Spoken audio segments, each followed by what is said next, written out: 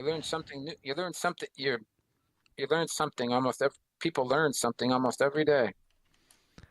Hopefully, we'll tack on to this one.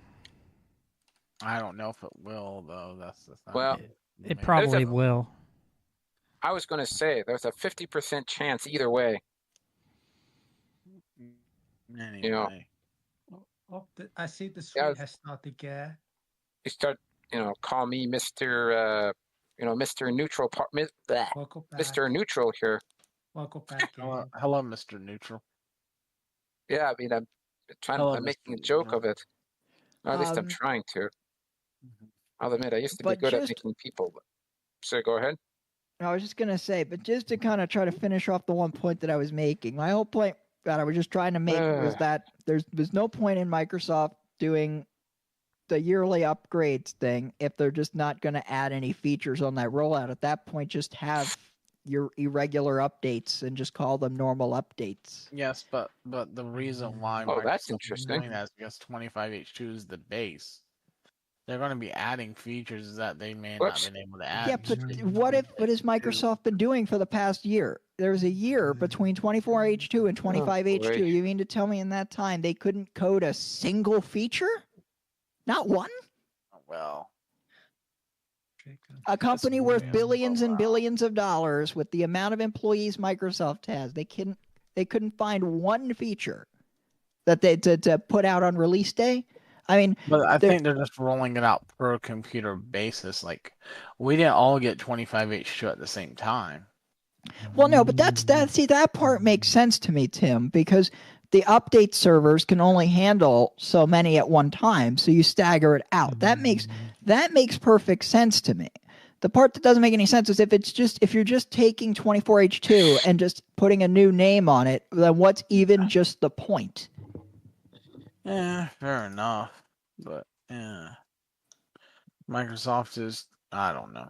They just do what Because they the whole want. point of a naming scheme is that, like, when you release a new quote unquote major software version, like for instance, the difference, I know they don't do this version, but let's say you got a piece of software and you have like version 4.0 or 4 or 5.0, right? When you have a big jump like that, that indicates that there's a major change in like the code base, not just like minor stuff. Like a minor change would be 4.1, 4.2, 4.3, so on. You're not making a major change. You're just maybe patching bugs or making tiny iterations to it. Who knows? That's Microsoft. Hell, call it 24H3 at that point if you want to. I don't know. I mean, I don't really know what Microsoft. I know what the year stands for, obviously, but like I don't know where they came up with this H2, H3. You know, they don't have an H1, so everything's just H2. H2 is like hardware candidate, I think.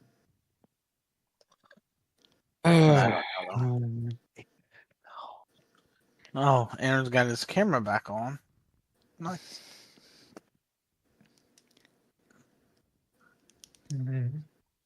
Now I gotta readjust everything. Dang. Yeah. Well, it's good you Hey, came back there. We want things just as they were before. And what also surprised me was that despite using a flash drive to do the upgrade, Microsoft still installed a bunch of bloatware crap with the upgrade. They it put Microsoft Teams on there. I didn't have Teams installed. It not only installed it, it pinned it to the taskbar. Isn't that nice? That's because it's default with Windows 11 now. Yeah, well, I don't care. I didn't ask you to put it there. Well, So don't install crap. Microsoft said, well, they don't care, you need it, so. Well, and I said, I don't care. I'm uninstalling this crap from my SSD. They say it's a replacement to Skype. Yeah, well, Skype has said, hey, I already have my replacement to Skype. It's called Discord. Microsoft doesn't like it because they don't own it, though they tried to buy it once, and they would have probably crumpled it to the ground or something. I mean, I've heard that I've actually heard that Microsoft is adding has added AI to Teams now. Microsoft adds AI to anything. Microsoft would add Pretty much. Microsoft would add AI to a shirt if they could. Okay. All right, guys, we're introducing the new AI Xbox controller. It will play the game for you. You don't have to touch any of the buttons. I don't. Nice. Perfect. Uh, I don't that's- even have. It'll be like Unlikely. watching a live stream of the game because it'll play it for you.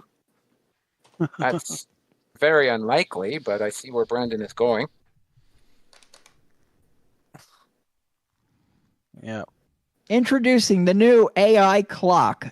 The computer will now tell you what the time is. Oh wait, it already does that. Yay! Yes, Yeah, but we don't- does we it- don't does need- it say no. it? Does it say it in a fancy Cortana voice though?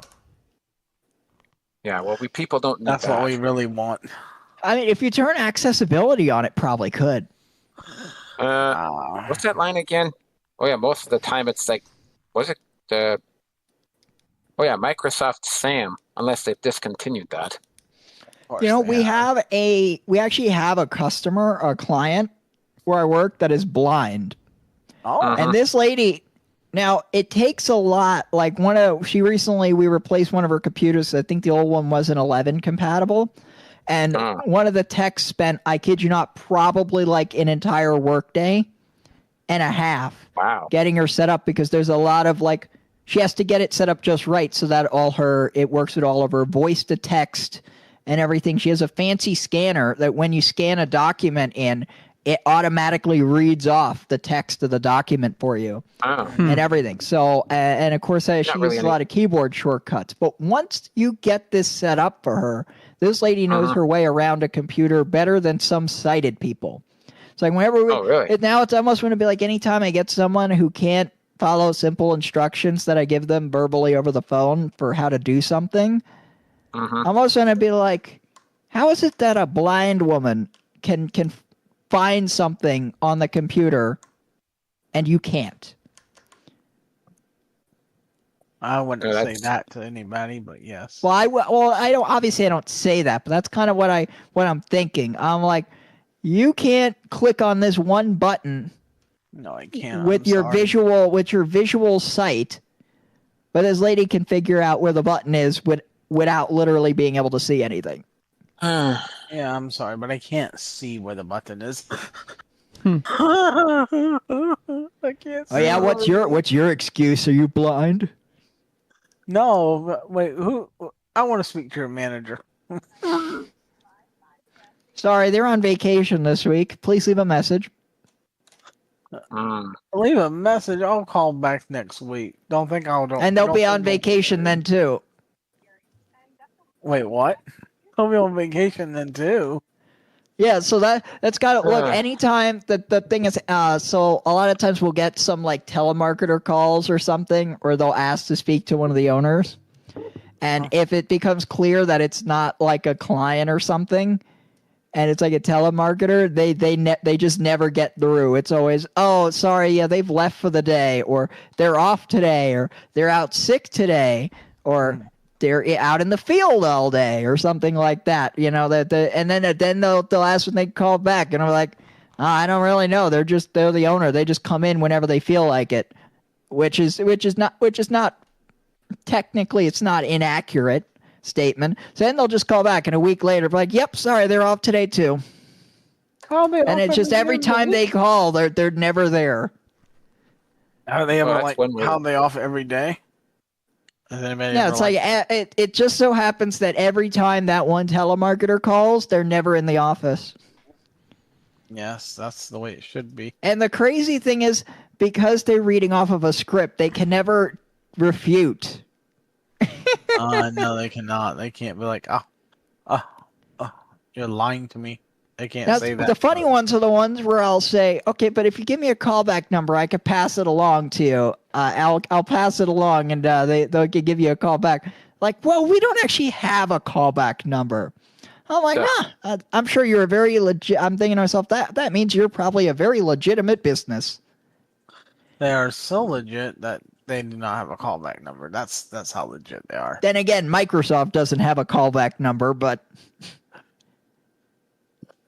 they don't need one. They got ChatGPT to do all their support for them. Just Google. Google's like, we don't need a call number.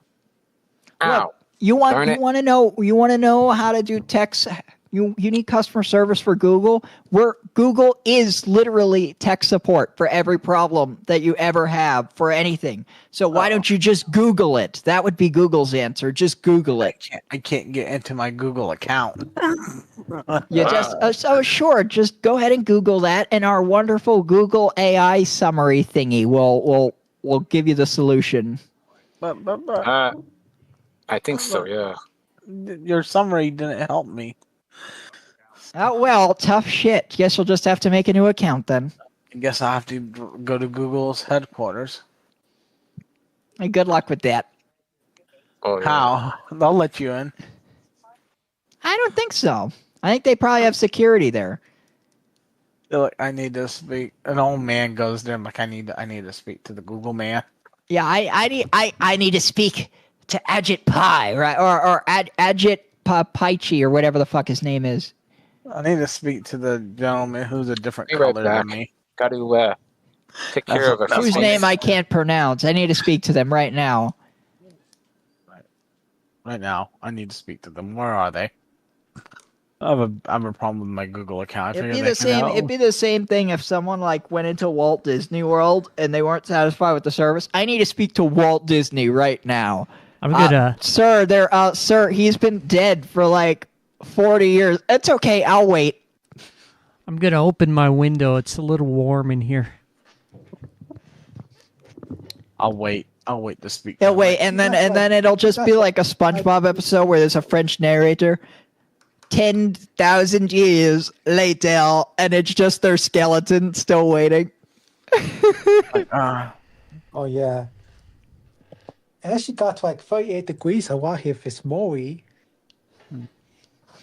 Well, no, it's just I haven't opened my. Mori, I had to turn my heat. I actually turned my heat off for the first time.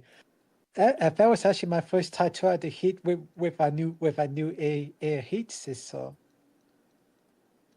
It's just I haven't opened my window at all today, so it's slightly warm in here. It's been just perfect in here. No windows, no fans, no heat. Just perfect. It's nice. I wish it would stay this. It feels like San Diego right now, to sum it up. I wish it would stay like this all the time. What At least for a month. What's the temps where you live? Hold on. Let me ask ChatGPT. Not really.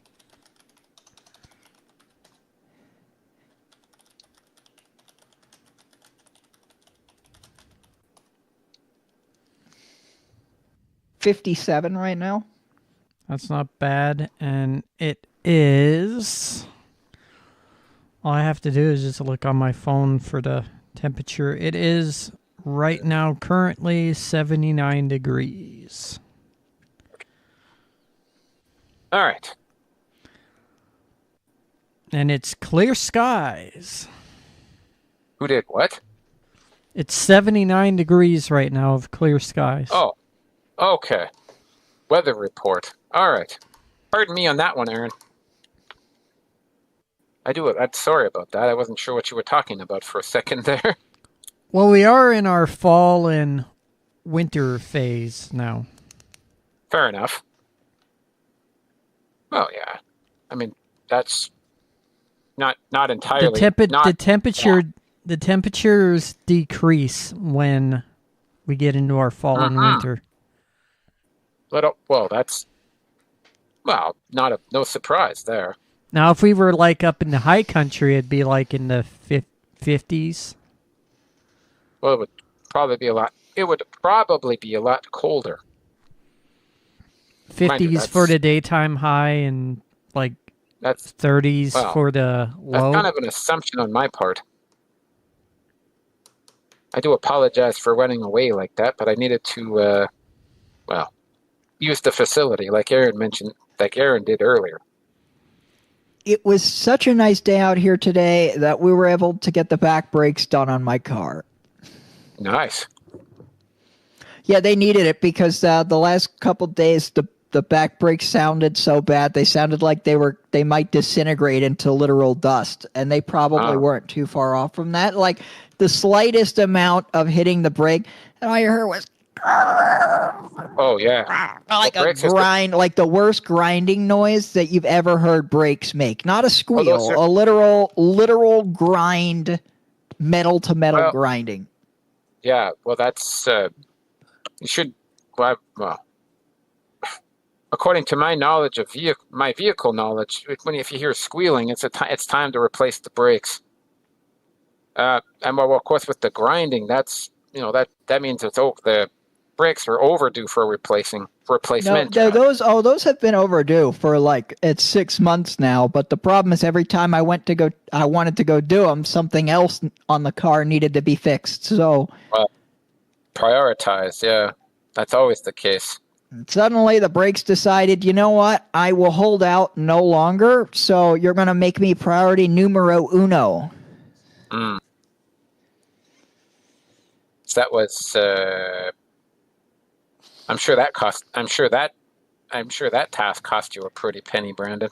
Well, my stepdad did the brakes, so I didn't have to pay for the labor. But let's see. So the pads and rotors together were about $124, and then the calipers were like $124 each. However, once we return the old caliper that we took off, you get a $30 credit on each one. So then it'll basically come down to just under $100 each. So so basically altogether is about $500 in parts. Yeah, that's Sorry, probably about closer to $400 in parts once you get the discount off. But well, I guess it's not too bad. But somebody told me once before, there's no price on safety. I mean, there are companies that make money on safety, so I guess there is a price on safety. Well, it is the vehicle owner's responsibility to keep their vehicle in proper working order. I mean, I've heard of. Well, again, here in this is only I can only speak to what happening in my Canadian city, but number of years ago, somebody actually got fined $1,000 for on driving a vehicle that had no doors, right, and no seatbelts. Well, the no seatbelts I could see, but the no doors. I mean, there are people who drive around in Jeeps with no doors all the time. Well, again, that particular vehicle was required to have doors, like by law. Whoops. Yeah. Well, Actually, I've even seen. Darn it! Not you, by the way. I'm trying to find something here. look, who needs seatbelts when you've got the little like handle thing that's on the ceiling? You call that the oh shit handle, which is you're Darn about it. to get in a crash and you just grab onto it, but you're like oh shit. I think they might have missed it. Wow, just no making Aaron laugh today. What was it? Wrong button. Darn it.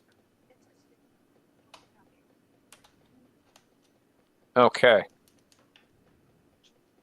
Hey, I think I missed Steven, it. Yes. do you still like Big Dicks and You Cannot Lie? Yeah, What? missed it. Fudge on a stick. The hell, Brady? Oh, he's making. I think he's Brandon's trying to make you laugh, Stephen. Oh boy. I'm trying to make Aaron laugh, but he's like a statue right now.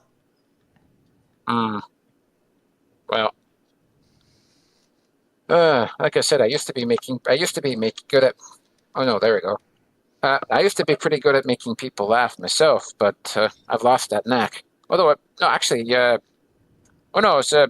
was a article that I mentioned the Jeff Dunham bit in an event sometime earlier this month. What did they say?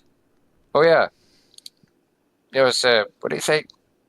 Well, marriage is supposed to be is forever. Yeah, well, it's taken too damn long. It's taken what too damn long? What? No. It was you made a joke. It was a joke. Whoops. Aaron, I think I think you can find us on YouTube. It goes Jeff Dunham Just for Laughs. That's Montreal, Canada's comedy festival. See, I don't remember when, but Jeff Dunham and his character Walter were on that show, and that was a marriage joke. You know, I mean, this guy, right? The character Walter has been married, right, for 46 years, right?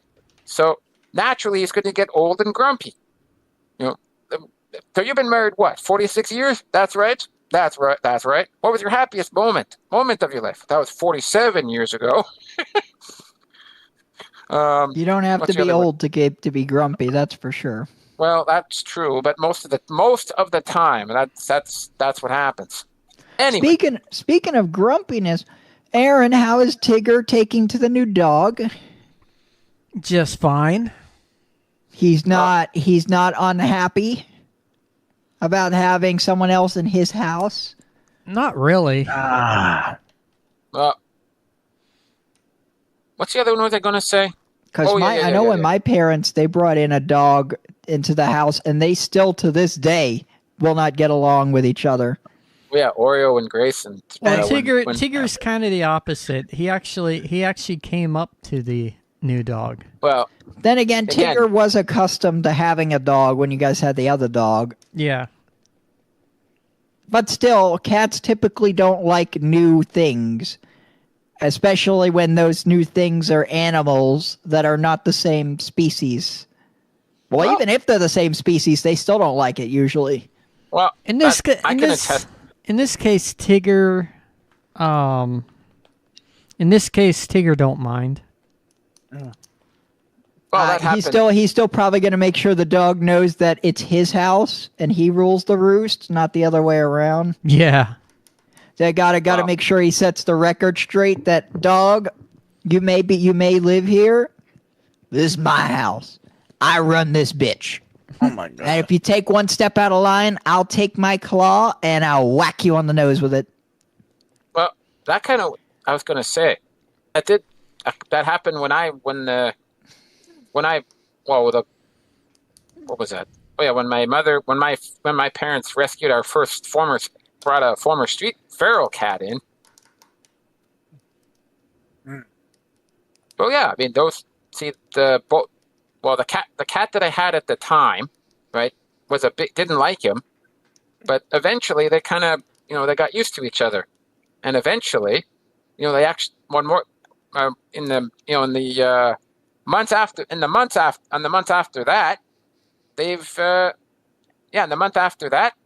actually started to play with each other. Although unfortunately the white cat that I had was stressed out by the former street cat, though, which is disappointing, really. See, in the case of what happened with my parents' animals, I believe, is that at first I think the cats, they basically would just stand up on like the little cat tree and they would just stare the dog down and hiss at it if it got too close. And then they started to come around a little bit. They were still weary, but then the dog got a little too playful and got too close to them, and then the cat whacked the dog on the nose. And then from that point on, neither of them really liked each other.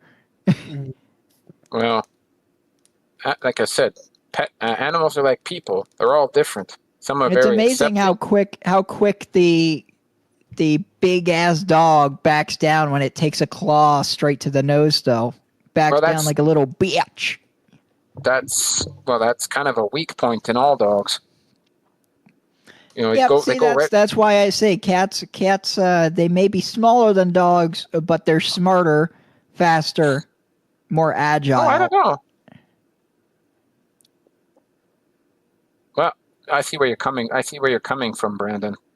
I mean, it's definitely been proven that cats are smarter than dogs. That's why you can't train a cat to do tricks. You can't teach a cat to be obedient because they have enough intellect that they just do whatever the fuck they want, essentially. Oh, I don't know. I've heard some pretty interesting stories. There was this YouTube video I saw one time. A guy on YouTube, he basically made an intelligence test for animals, right? What he did was he took like a treat of some kind, right? And then he put it inside of a glass cup or something.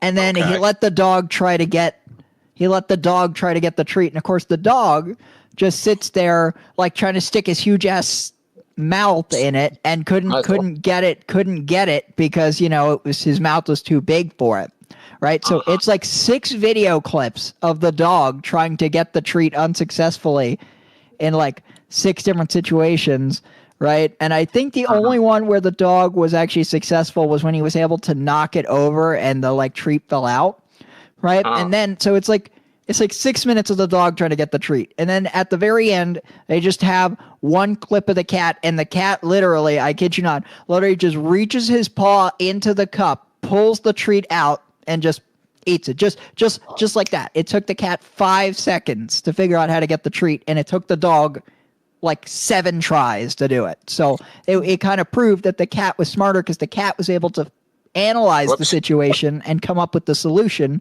quickly, whereas the dog is just dumb and just keeps trying to do the same thing over and over and hopes for a different result. Yeah, wow.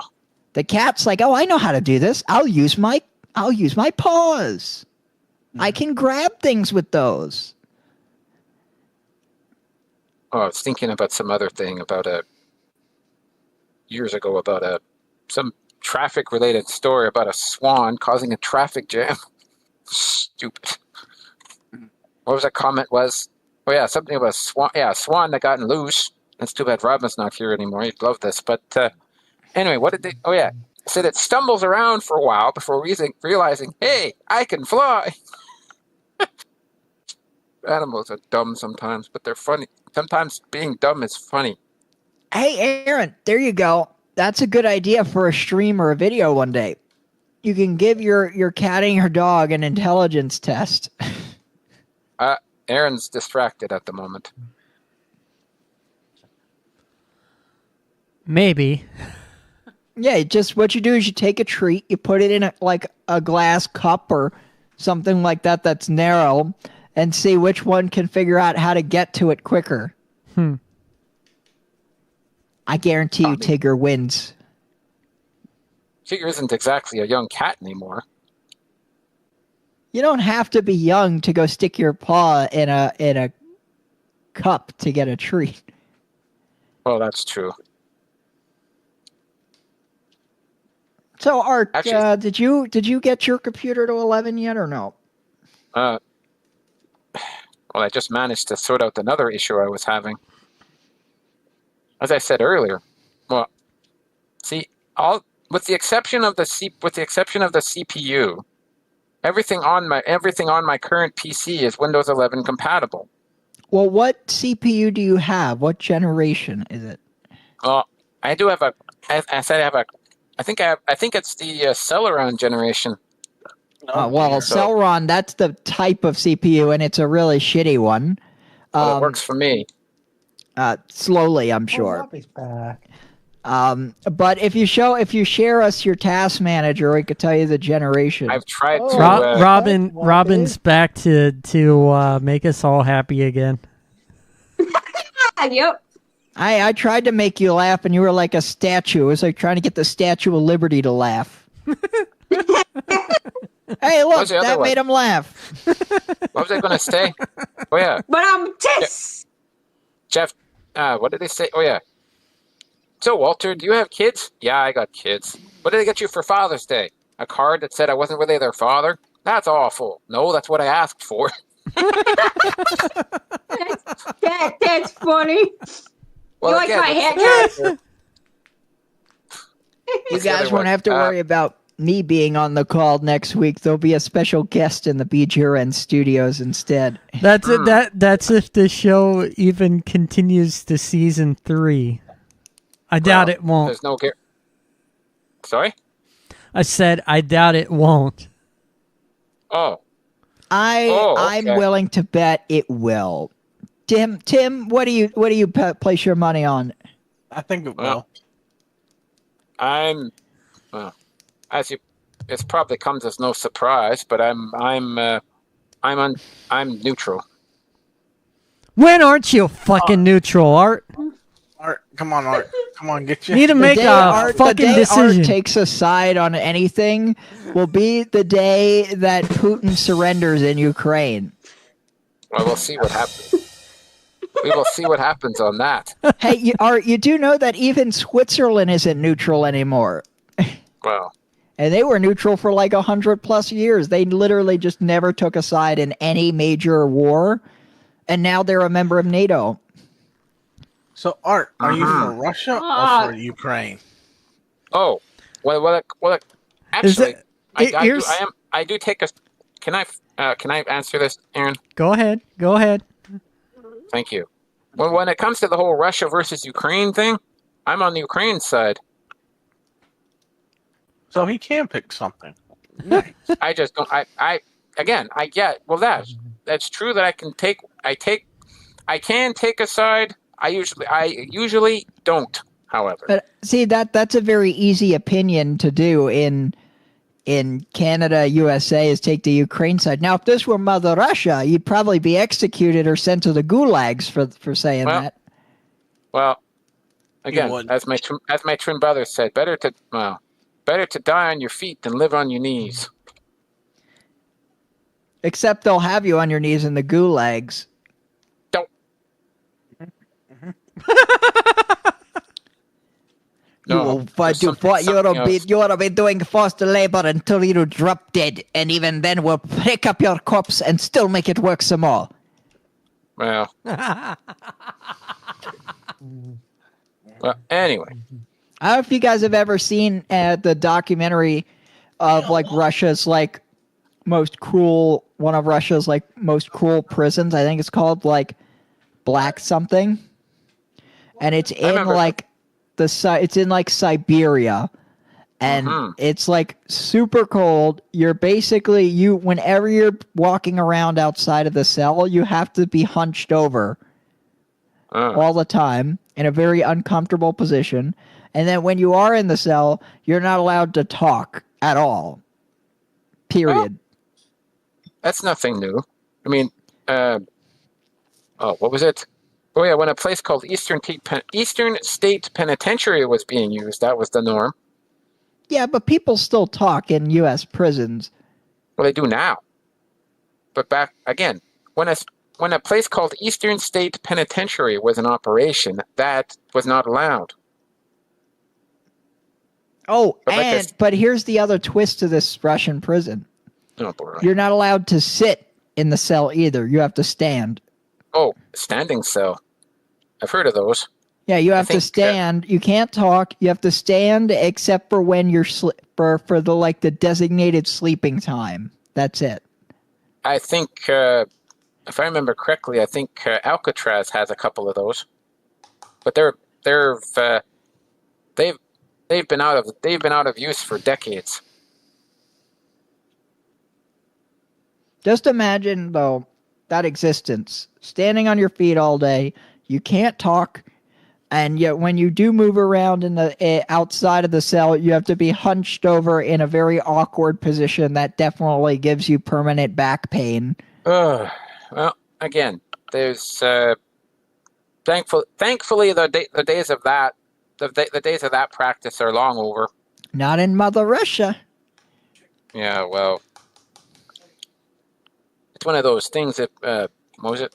Oh yeah, if they don't see it, it doesn't. If they don't see it happening, it doesn't exist. Oh no! They see it happening, Art. They let a documentary crew in there. Russia's very proud of this prison and its practices. Well, there are some people who actually. I actually heard there are some people who actually want to bring that here to North America. Although Well, I don't know about America, but here in Canada we have something called cruel and unusual. So that'll never what you're saying will never such practice will never be performed in Canada because it's against the law. That won't stop the government from trying. I mean, try telling Trump Well- that a constitution exists. Actually, I don't remember now, but there used to be I don't remember when, but what the hell was her name? Actually, there used to a chick called again back long before I was born. Prison inmates here in Canada used to get physically beaten every day until a person called Agnes MacPhail actually forced that to stop.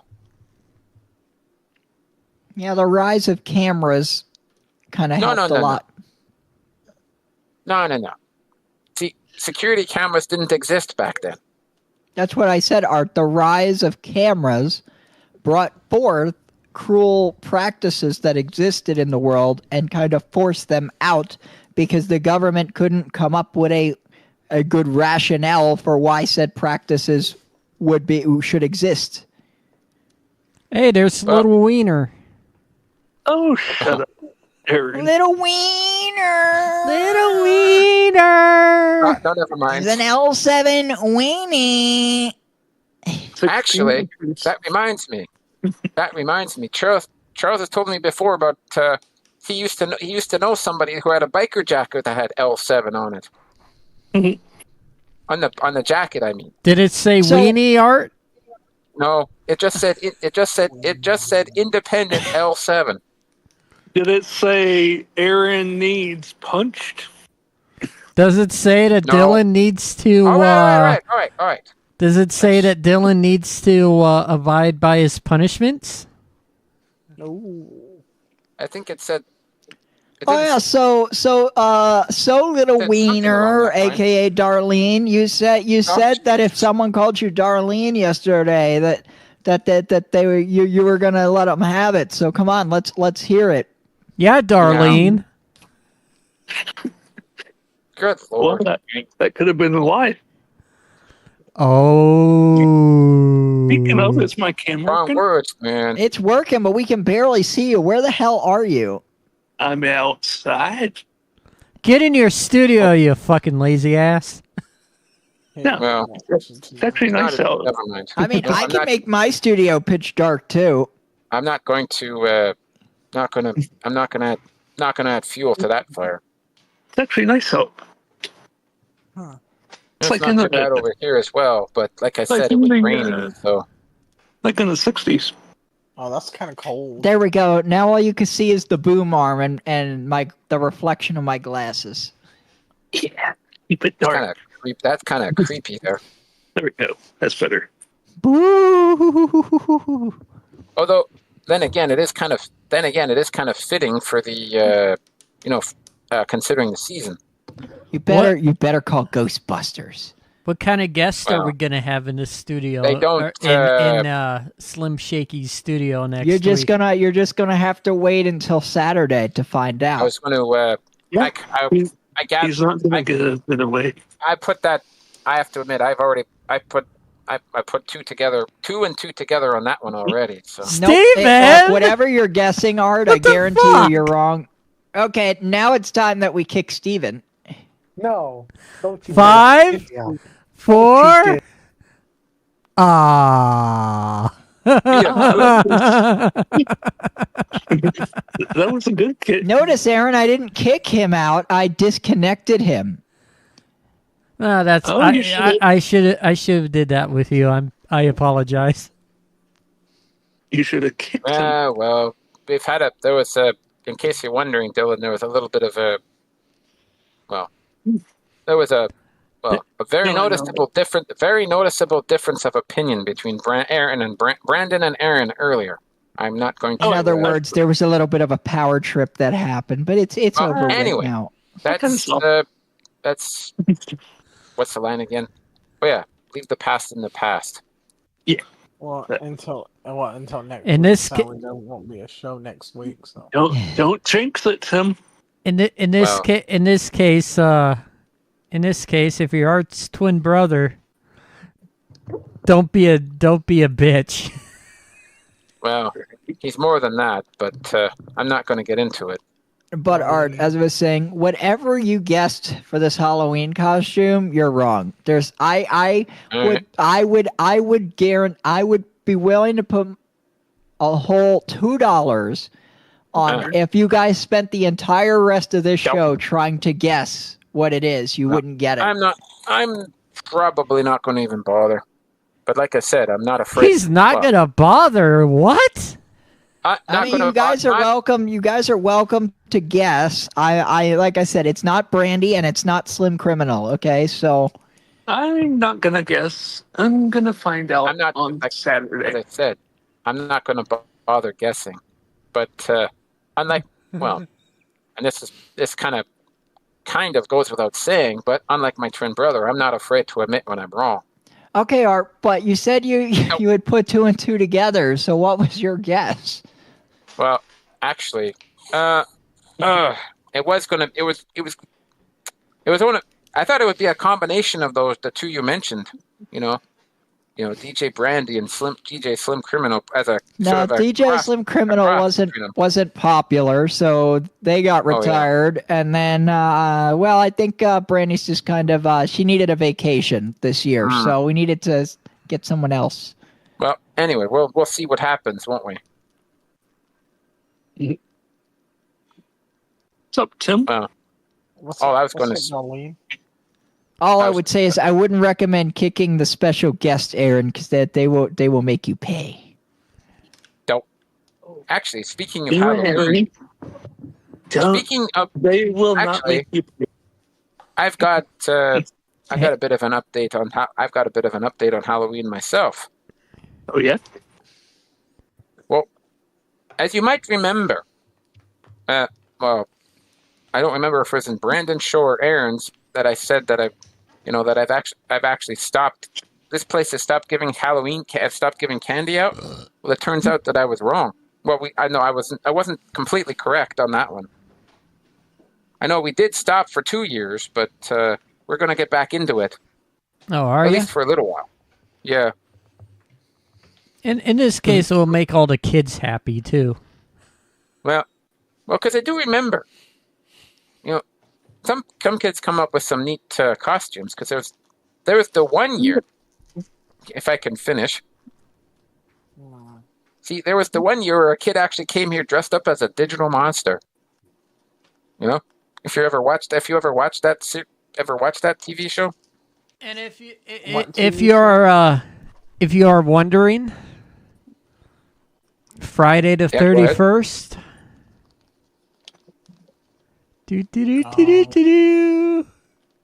Yeah. But no, never mind. Rocky Horror Picture Show. Sorry? I said Friday the 31st, Rocky Horror Picture Show will get shown on BGRN. Okay. Oh, all right. That's the first time that's happened. Well, he's done it before. I've done it before on my channel, just not on BGRN. Oh, okay. Yeah. Ice cream sandwich, anyone? No, thank you. No, thank you. We'll take a beer. It's mint chocolate chip. And what's nice is I actually have a laptop where I can monitor things from. Oh yeah. Oh, that's cool. That's nice. So even if I have the movie full screened on my monitor, What was that doing? I can still. You said chug it. So even if I have the movie full screened on my monitor here, I can still watch it and monitor it from my laptop. Nice. Oh, that's how you chug something, Chills. Well, don't choke. And that was also on a full stomach because y'all saw I just ate dinner. So. Because you know me, I like the full screen movies when I watch them. Well, yeah. What was for dinner anyway? Baked chicken like legs and some rice. That's Chicken all. Drumsticks, huh? There you go. Yeah, that's the word. Bought from lovely Aldi's. Nice. Well, I myself had pork tenderloin with raw and steamed, along with mashed potatoes, as well as raw and steamed carrots. Oh yeah, I'm gonna Aaron. watch By the it. way, I have a solution to that whole full screen movie problem.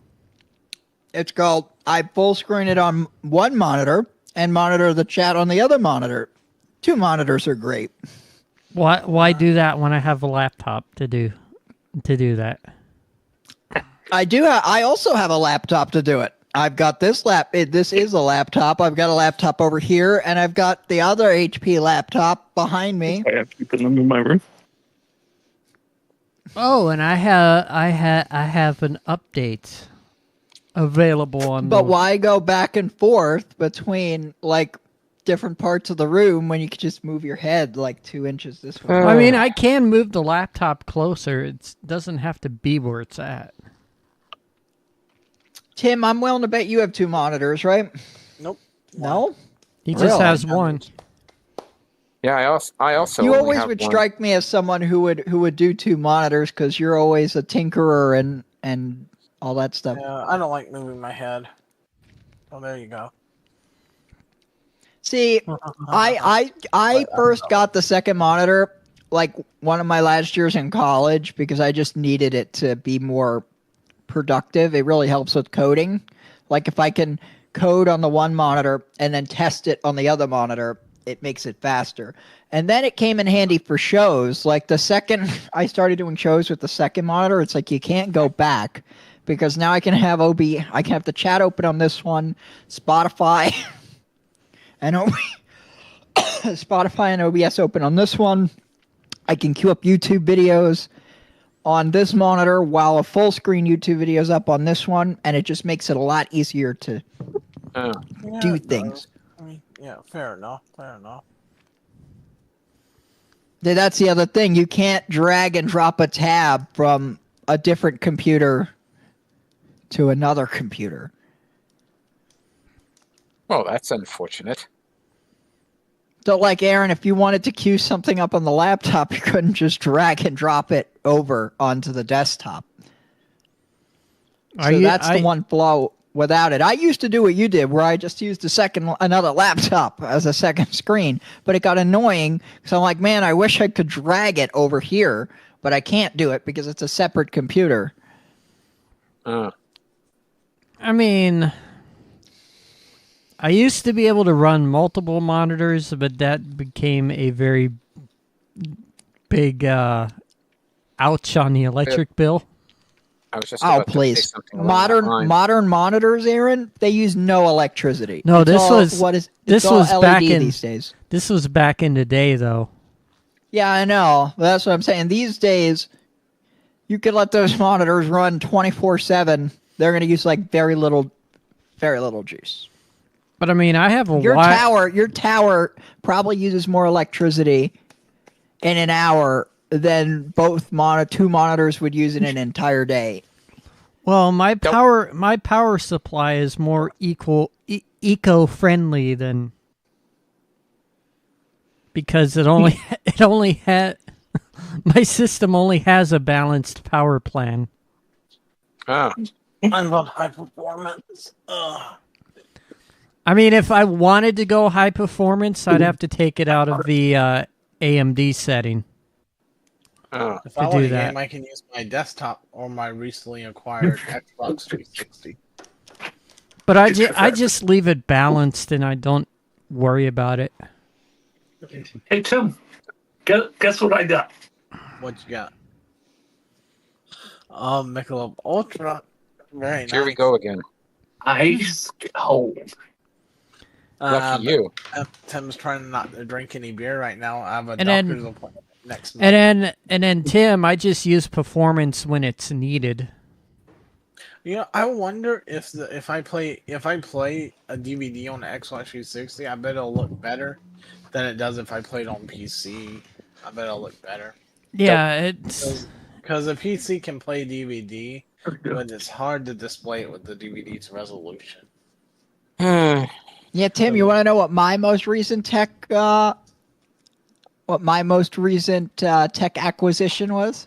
What's that? Oh, a It's DVD something. player. It's old school. I mean, I got tired of lugging the big ass other Dell laptop with a DVD player just to watch DVDs. And so my home, like my TV in the other room, has basically been hooked up to a Raspberry Pi that handles like Netflix and YouTube and, like free TV things that you can find. You know so what it's you good can for that, but you can't get a DVD player on that because the whole Raspberry Pi only takes in 5 volts of power, and that is the minimum that a DVD player needs to run. You can get an external drive that uses an external power supply, though. That is correct, but at that point, by the time you buy that, or you buy a powered USB hub that lets you run the 5 volts, at that point you've just now spent more money than the DVD player itself costs. Because you can get a DVD player bet for like $20. So that's what I did. I went on your favorite website, eBay, found a brand spanking new sealed one from LG itself for like $30. I think it was like clearance stock or something that they were trying to get rid of. Now here's the I thing think it's a discontinued model. Does a DVD look better playing on the actual player than to a computer? I guess it's debatable. I guess, of course, to be full disclaimer that this TV that I have is not new or 4K or anything. This thing was something that was gifted to me, and from the day I've had it, it's had a nice, wonderful blue streak on the left side that's just like permanently there. Oh. However, the thing is, I just don't even notice it. Like after a while, your brain just kind of tunes it out and accepts it, so it doesn't bother me. But whenever I've had other people look at it, they're like, "That blue line always stays there. How do you put up with it?" I'm like, "What blue line?" "Oh, that blue line. I forgot it was there." Also, DVDs are not in high definition. They're actually in 480p scaled. Well, you can get a DVD player that can upscale to HD though. Yeah. But typically, which is what this one does. A PC does not upscale well DVDs. I can tell you that. Well, if you use VLC player, it can upscale really well. It doesn't look. But here's the other thing: when you use like a USB-based DVD player, it will play the DVD, but it doesn't do it as well as like a basically a standard DVD player, or like even like say like my Xbox 360, Tim, would do a better job than a USB based DVD player because it can actually spin the disc at full speed, whereas given that it's capped at a certain power amount, the USB based ones have a limit to how fast they can go. You want to know a secret? The Xbox uses actual DVD drives. Yeah, they do. Yes, I'm aware of that. Now, the Xbox One can even do Blu-ray discs, but from what I was reading online, apparently it's not recommended to use your Xbox One as a DVD player because apparently it for whatever reason, the Xbox DVD players have a high failure rate if you start using them to play DVDs too often. Yes, because the red laser can actually die quicker.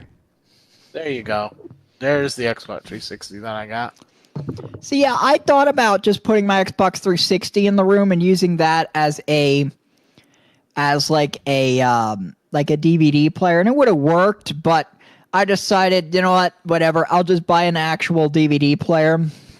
And I am using the USB mod as well. There, so that I can put any game I want to on and play it through FTP, basically. I think Aaron needs punished. I haven't bought a single game for this, but I have like 20 games on it, so not that many, maybe. I can't hold many games through because the hard drive's only 120 games. What I found crazy about the DVD player, so the first time, and by the way, this is one of those where it auto plays the disc when you put it in there. So but the first time when I tried to use it, it started playing, but it was showing it like very small, like it was like a small square in the screen, like not even like 50% of the screen, I would say. Okay, maybe 50%, but that's it. And I was like, what fucking resolution are you doing? And it took me like a full 5 minutes of pressing buttons on the remote to figure out how to change it. And I think it was, I don't know what it was doing, but basically I changed the resolution to 1080p and then it went full screen, widescreen, whatever. So who knows?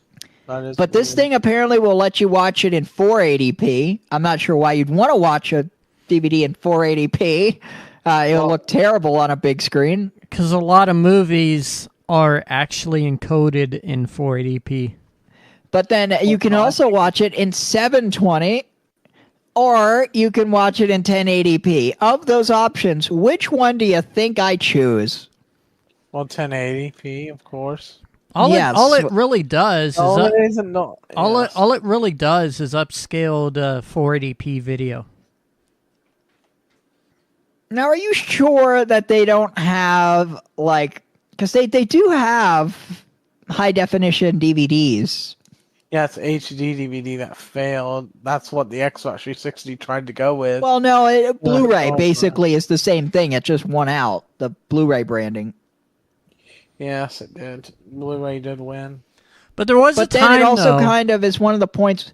Yeah, I could get slightly better resolution, but if I can just get a DVD player that's going to upscale the movie anyway, what's the point?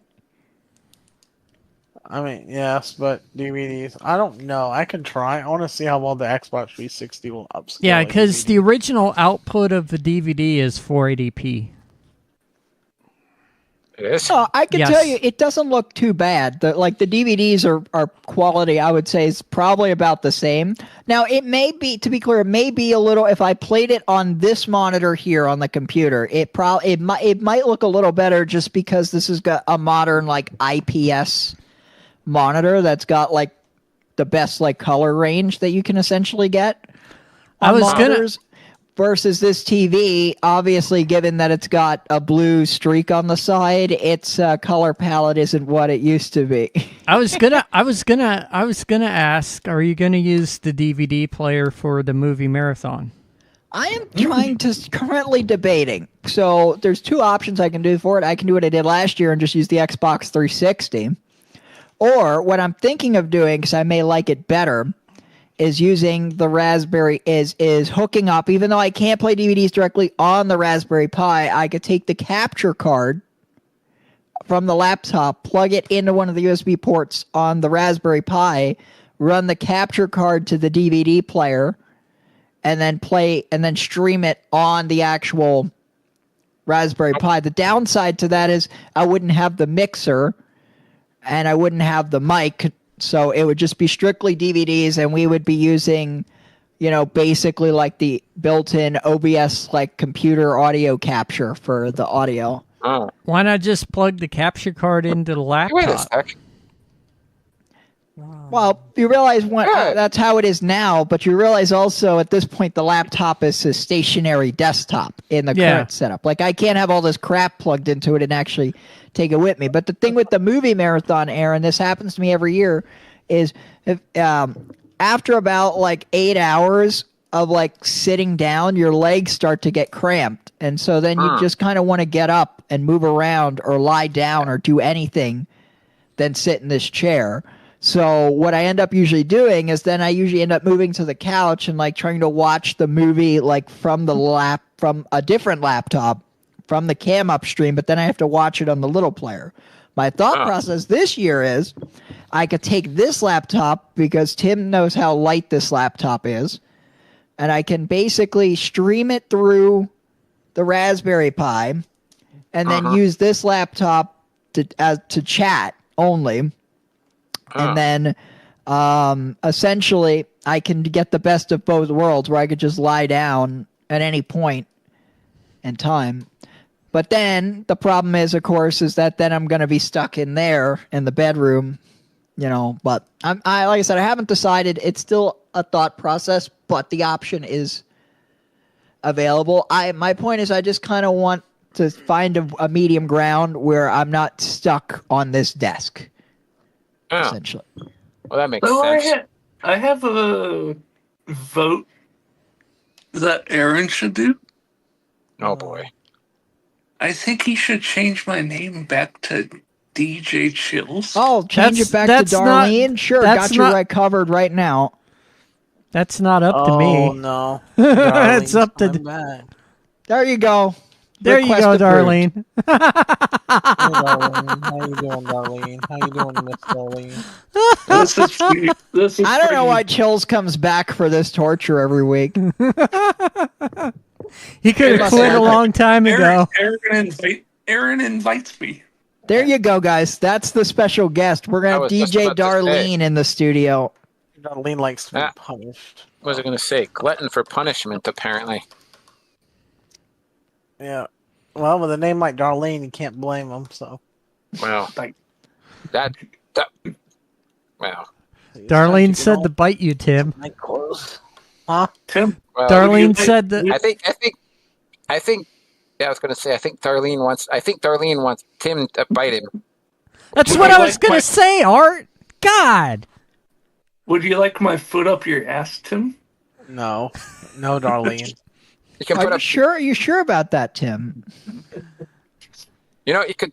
Yeah, Well, I'm sure. I mean, this tongue. I mean this. I I'm say this very. I say this very tongue. Blah. At his head. I say that very. I say that's very tongue in cheek. But you could try putting up a. You could try putting up. You could. Sorry. You could try putting a Bruh, foot up. spit it out. Fuck. God damn, Art. Okay, one more Deep time. breaths. Deep breaths. I mean this very tongue in cheek, Darlene. But you could try putting a foot up my twin brother's ass if you wanted to. No one wants to put a foot up your twin brother's ass. Don't know where his ass has been. I'm saying that to be funny. He might like it too. Somehow I doubt that. No comment on that one. Well, I'm gonna put on my night clothes. yeah. Well, Oh, you better put on your clothing. I should probably head off too. I got a volunteer shift tomorrow morning. And for once, I have absolutely nothing to do the whole day. That's good. Well, I get What is it? paid to stay home all day and do nothing. Speaking of, did I mention next Monday will be my last time on Discord until the fair's over with? oh, Oh, what? yeah. Darlene's gonna get a real job. Hold on, someone call the newspapers, call CNN. It's gonna be top headline of the day. somehow I doubt it, but stranger things have happened. Doing the Yes, same- that's gonna be coming too soon too. Art, Stranger Things. Oh, Okay, kind of an interesting, very interesting segue there. you better not tell me about it, Brandon. I did. don't- How the fuck would I do that? I've never seen. It hasn't even dropped yet. That's good. I need to watch it again. I kind of like the. People kind of forget about what actually happened in Stranger Well, Things. yeah, when after it a takes while. you 3 years to make one season, that's kind of what happens. Yeah. Actually, speaking of new, there's a new season of a British drama that's coming that I like, that I enjoy watching coming out soon. Called it's called All Creatures Great and Small. Although this particular one is a remake of one from the 70s. Oh. For context, for the amount of time it's taken, what is this new season? Stranger Things 5, right? Yeah. For the amount of time it's taken the Duffer Brothers and Netflix to come out with 5 seasons of Stranger Things, I'm pretty sure they got all 8 Harry Potter movies done and dusted almost. Because when did the first Stranger Things come out? I do not know. Let's see. Oh no, sorry. The TV show I was thinking was Game of Thrones. That's a different thing. 2016. July That's a 15th, different- 2016 was when the first Stranger Things season dropped. So not quite 10 years. It took them 10 years to finish the Harry Potter franchise. Pretty much exactly 10 years. Jeez. So in the time it's taken the Duffer Brothers to do 5 seasons, they literally did 8 Harry Potter movies. You guys, have you guys ever? I know. You guys wanted to. What's that? What is the prequel? What is a Harry Potter prequel franchise called again? Oh yeah, Fantastic Beasts. You guys ever see that? I never seen that. I don't think that's an actual prequel. I think it's just a There is. magical universe. Well, I know at least one. No, I think every single movie in the Fantastic Beasts franchise has at least one reference to Hogwarts. Yeah, well, you can have Hogwarts references without being a prequel. I mean, look at Hogwarts Legacy. No, that's again. I actually read somewhere that the Fantastic Beasts franchise, all right, is a prequel to Harry Potter. But you don't have. Does it have any? Like, does it have Harry Potter's parents in it? Does it show No, them but it getting has killed? No, not to my not that I've not from what. Well, I haven't not. No, I think I have seen all of the Fantastic Beasts movies. Because a prequel. I haven't seen any. I have not seen the Mr. and Miss or whatever their blasted first names were. I've never seen Mr. and Mrs. Potter actually get killed in that. Because So I don't know. a true prequel basically takes you up to the events of where the story starts off in the original series, which is where it starts off is Harry Potter getting dropped off as an orphan to the Dudley household by Albus Dumbledore. So presumably, Yeah, a prequel would leave off. A true prequel would leave off with Harry's parents being killed, which was the events that happened immediately prior to that. Otherwise, it's just a spin-off, but not a prequel. Oh, okay. It's I guess so. I would have said. So what you're saying here, if I'm hearing you properly, the Fantastic Beast franchise is a spin-off then. That would be my guess if it doesn't directly tie into the precise events of Harry Potter in some way. Because think about it, the name prequel, right, is similar to sequel, except sequel comes after, prequel comes before, obviously. So in a sequel, it's not a separate storyline most of the time. It's a continuation of the events that happened in the first one, or it may take place a long period of time afterwards, but it's still like it's either the same characters or it's some way related to the original story. A prequel's the same thing, Think where of it has to be tied to the original. think of Star Wars Well, yeah. as an example. Yeah, except Star Wars was told so freaking out of order that no one can keep up. Well, there was a reason for that. They told the middle first, then they went back and told the beginning, and then they told the end. I think there was a reason for that because George wrote the middle first. I was going to. Yeah, that's what I learned because Which is at least Harry Potter was written sequentially. Well, yeah. I mean, what I said, like darn it. Oh, now I remember. Now I get it. See, when he did episodes 4, 5, and 6, visual technology was not up to snuff. At least not to his. Well, at least not to his requirements anyway. Lucas, I mean. So that's why he did 4, 5, and 6 first, and then 1, 2, and 3, and then 7, 8, and 9. 7, That's 8, just how 9 it were worked Disney. out.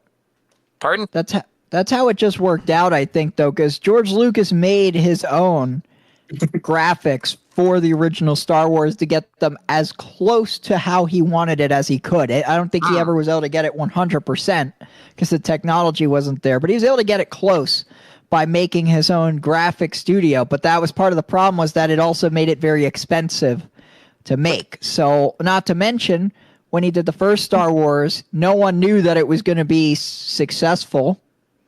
Oh yeah, that was a gamble. You know, And number two, Art, he put his own money into the films. yeah. Because it went so over budget, the studios started pulling their funding, which I guarantee you they kicked themselves for that one.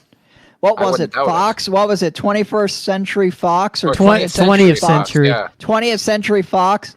That what was it? The first movie or the second movie where they pulled out because it went over budget, and then it ended up absolutely fucking crushing it because it's Star Wars, and then afterwards, like 20th Century Fox had to go back to George Lucas on like their hands and knees and beg, please, will you let us back in?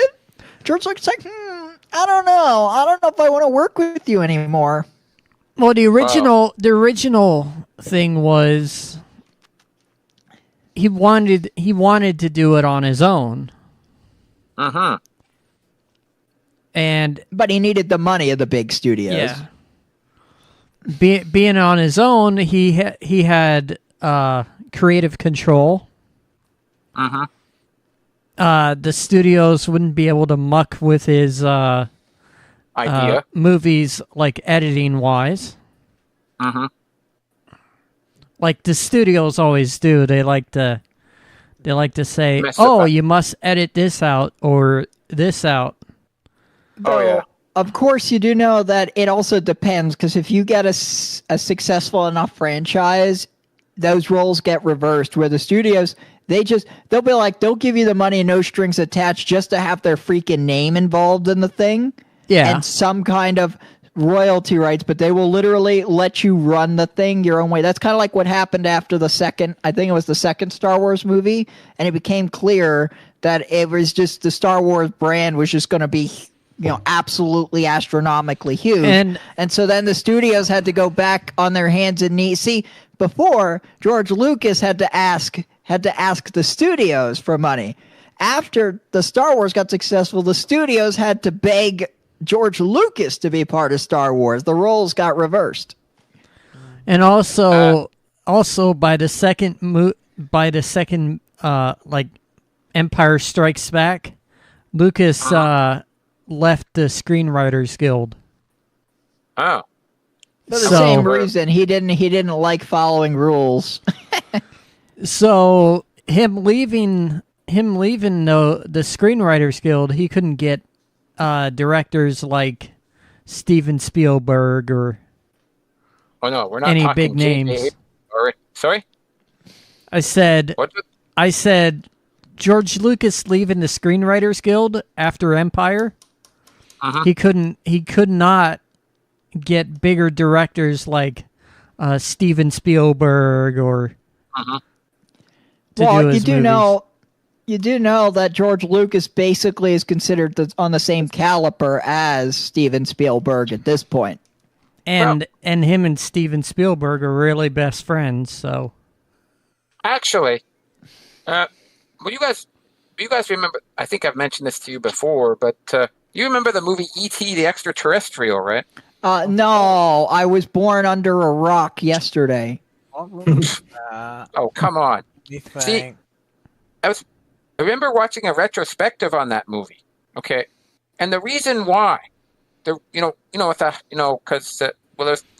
there's the trick or treating scene in that movie.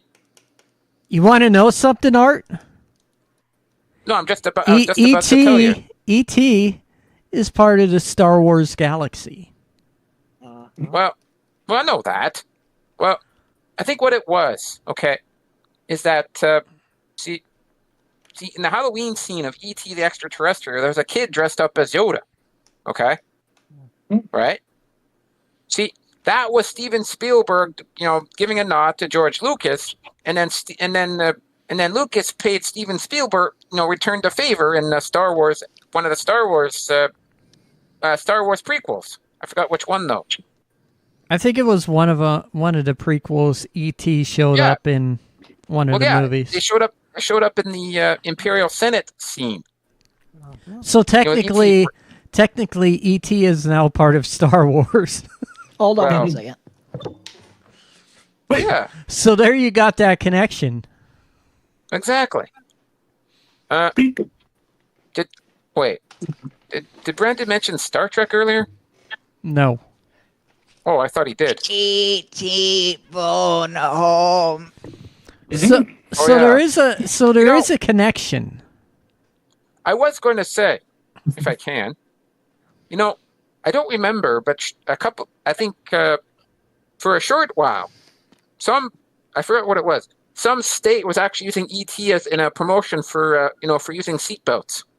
I think in episode 1, E.T. was I think so. I have to look into it, in but there. it's neat though, because they added Or it it could in. have been episode 2 or episode 3, but I know he's in one of them. Yeah, It's too I bad realized that. they let Atari make the video game for Yeah. E.T. and not Steven Spielberg, because we all know how that worked out when you let Well- Atari make your game. Well, if LucasArts got a hold of E.T., it would have been different. Probably. Look, you know damn well George Lucas wouldn't have been caught dead allowing a game to be, as bad as the E.T. game to bear the Star Wars name. Like George Lucas literally, I think, would have murdered No. somebody before that happened. It would have been, I think. Yeah. Well, I've played a couple of Star Wars games on Super Nintendo and I think N64. And it was Not too under bad. the LucasArts brand, right? Yeah, that's what I was just about to say, Aaron. So you beat me to it.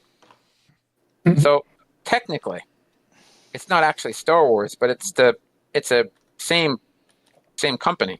And LucasArts is no more to be anyway, Really? so yeah. What happened to the other company? Let's see. ILM. EA bought out Star Wars. Who did what? EA Games. Oh, They bought I out remember- they bought out I remember Star EA they bought Games. out Star Wars when LucasArts went under. I've heard that. The most recent thing I heard about EA is they've actually been sold to a conglomerate from Saudi Arabia now. Yeah, kind of sad That's- now. So Okay. Now we're and a lot talking of- about the video game franchise, right? Because obviously Star Wars as a whole belongs to Disney. Yeah, Well- belongs to Disney now, but at a certain point, when it was still under Lucas, he had the whole LucasArts thing, Well, yeah. Um, and then that went under, so EA Games had to buy Star Wars. but you know- guys, are you guys familiar with THX? That's Yeah. that one with the obnoxiously annoying loud thing Oh, in that- movies. Yeah, That, Oh, yeah. That that blows your eardrums out. Yeah, that. You know who was responsible for that, right? George Steven Lucas. Spielberg. George Lucas. And you know how that came Oh, to be? okay. Because George Lucas was so OCD, he didn't want Star Wars being played on the crappy sound systems that were in most movie theaters. So what he did was he developed THX to develop a sound that could only be played on certain like top of the line back then audio speakers. And basically he then went out and of course by this point Star Wars was huge, and if you're a movie theater, you didn't want to be the one theater that couldn't play Star Wars. So he had a lot of leverage. So he went out and he said any theater that does not meet the THX certification standard will not be allowed to play Star Wars in their movie theater. So then what immediately happened is that every movie theater in the country immediately upgrades to the fancy, expensive sound system so that they could have Star Wars be played in their movie theater. So You wanted that's how OCD. If George Lucas was that OCD about his movies being played to a certain audio quality, you think he would have ever allowed the crap that was the ET game to bear a Star Wars name? Of course not. I was here's looking here's one thing. Here's one thing I'm gonna say. Do you want to know where the branding THX came from? I'm sure it's an acronym for something. No, it came from one of his very first movies he done, THX 1138. Oh yeah, Yes. I'm not familiar with that, but okay. It was the very first movie he ever made. Oh, And gonna, do you guys know who owns the THX brand today? Electronic Arts? No. Nope. Razer Incorporated. They've that? really done THX dirty.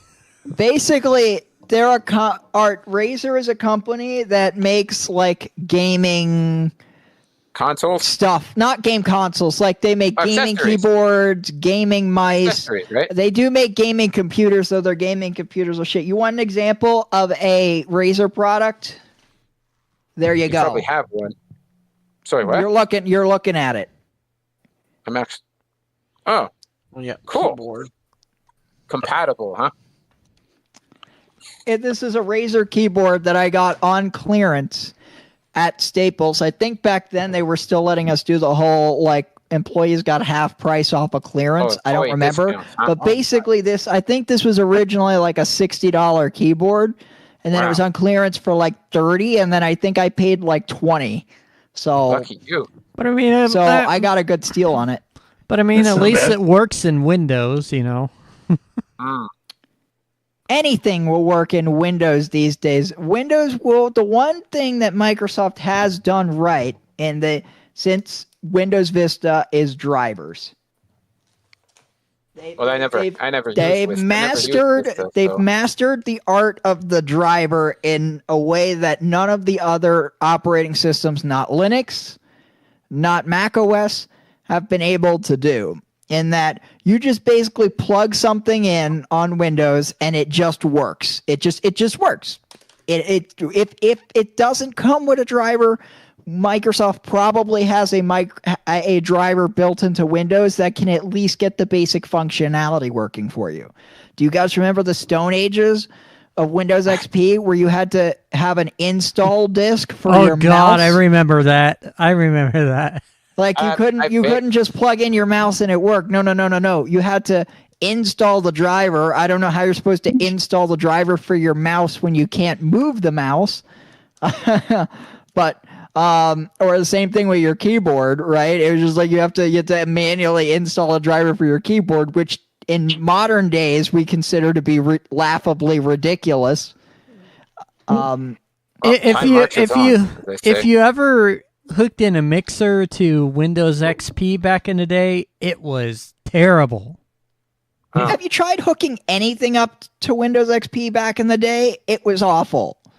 Like, matter of fact, XP probably doesn't deserve the good reputation that it had, but the reason that people liked it was because it was simple. yeah, In some aspects, it was very, very simple, and it lived a long life. However, if we compare it to the modern Windows, XP was like garbage on a stick, but it wasn't its fault. It was the era that it was in. Technology was still young, like computers were still relatively young, so they hadn't had time to evolve to the level of what it was. And then you look at what happened with Vista, where Microsoft tried to make the leap to make it evolve, but the hardware wasn't ready yet. It wasn't up to snuff. if you tried to hook up the mixers we use today up to XP, it probably wouldn't work. You need a driver. Try hooking anything that we use today that works on a modern computer to XP. This would be Windows XP response. You ready?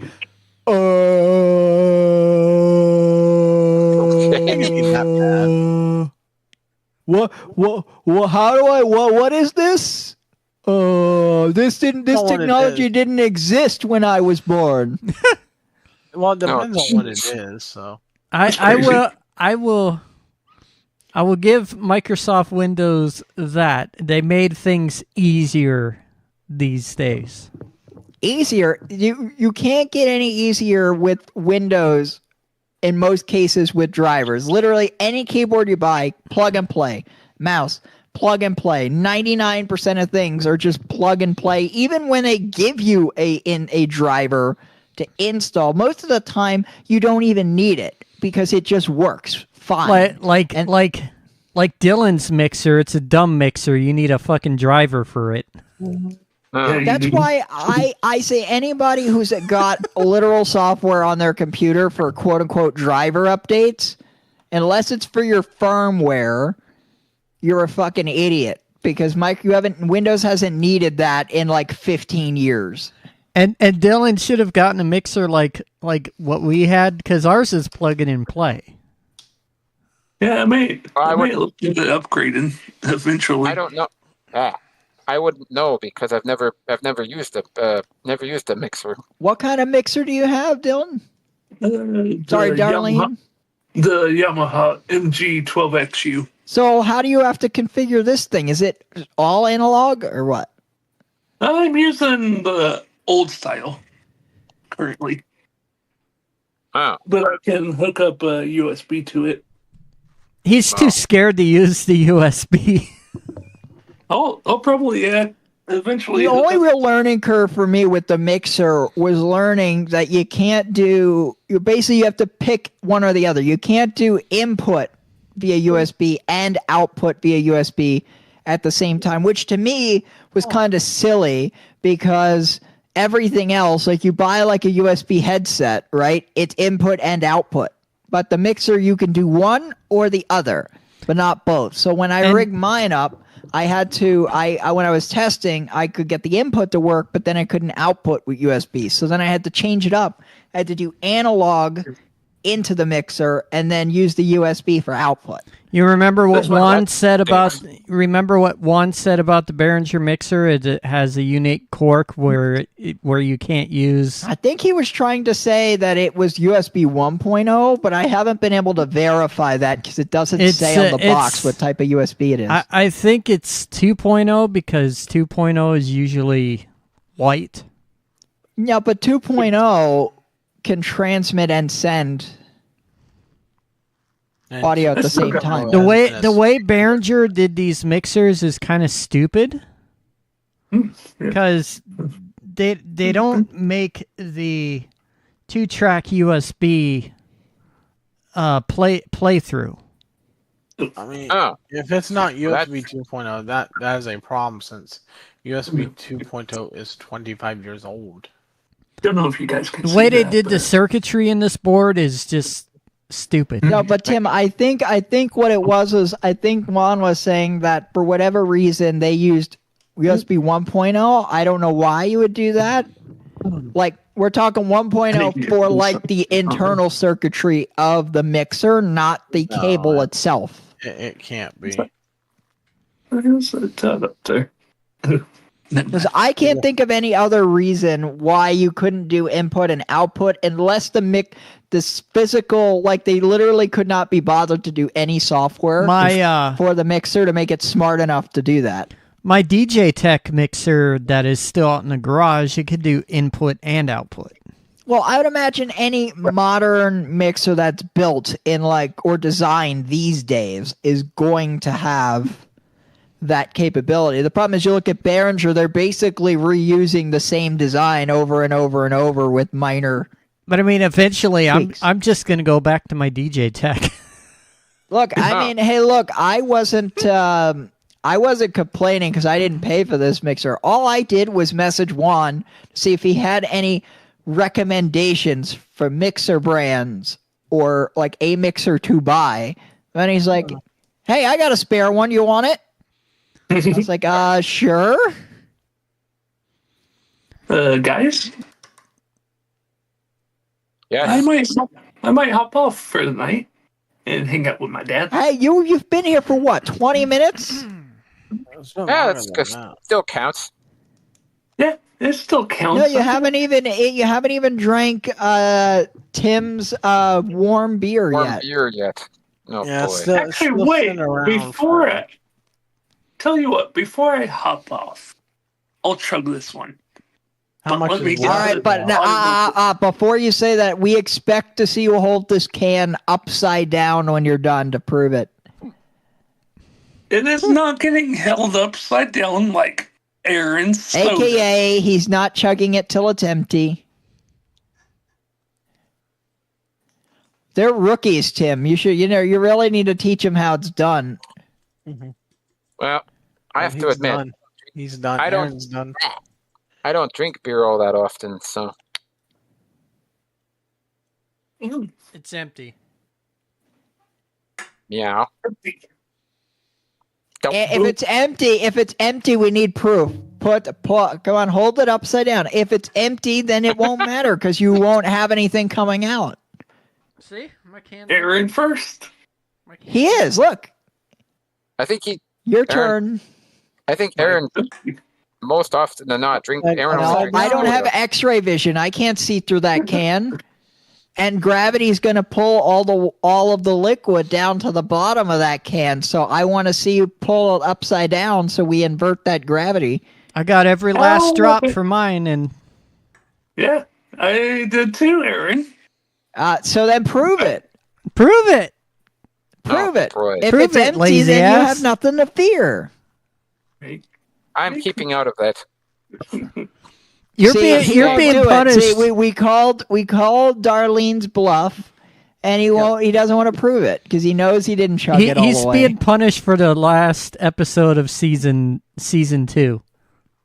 Hey, Darlene. Darlene, That's Joe. Darlene. The You song, know, the you know, song- since next Monday is my last time on here That's until after my job would be a good time to that's put right. mine.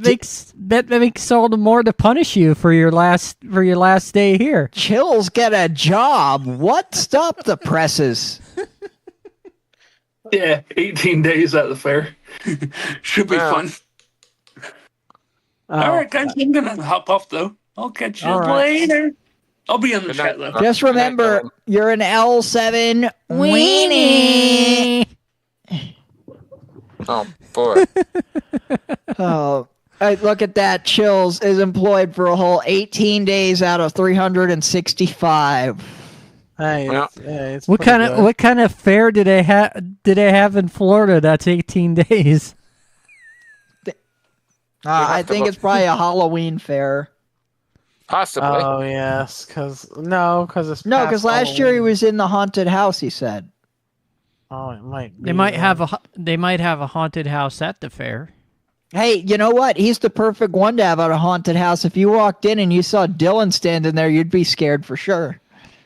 Just Well, Dylan, I just just- Dylan, just Dylan on his own, you'd be scared. That's what I'm I know. saying. Boy. I'd have to run out the door. I think.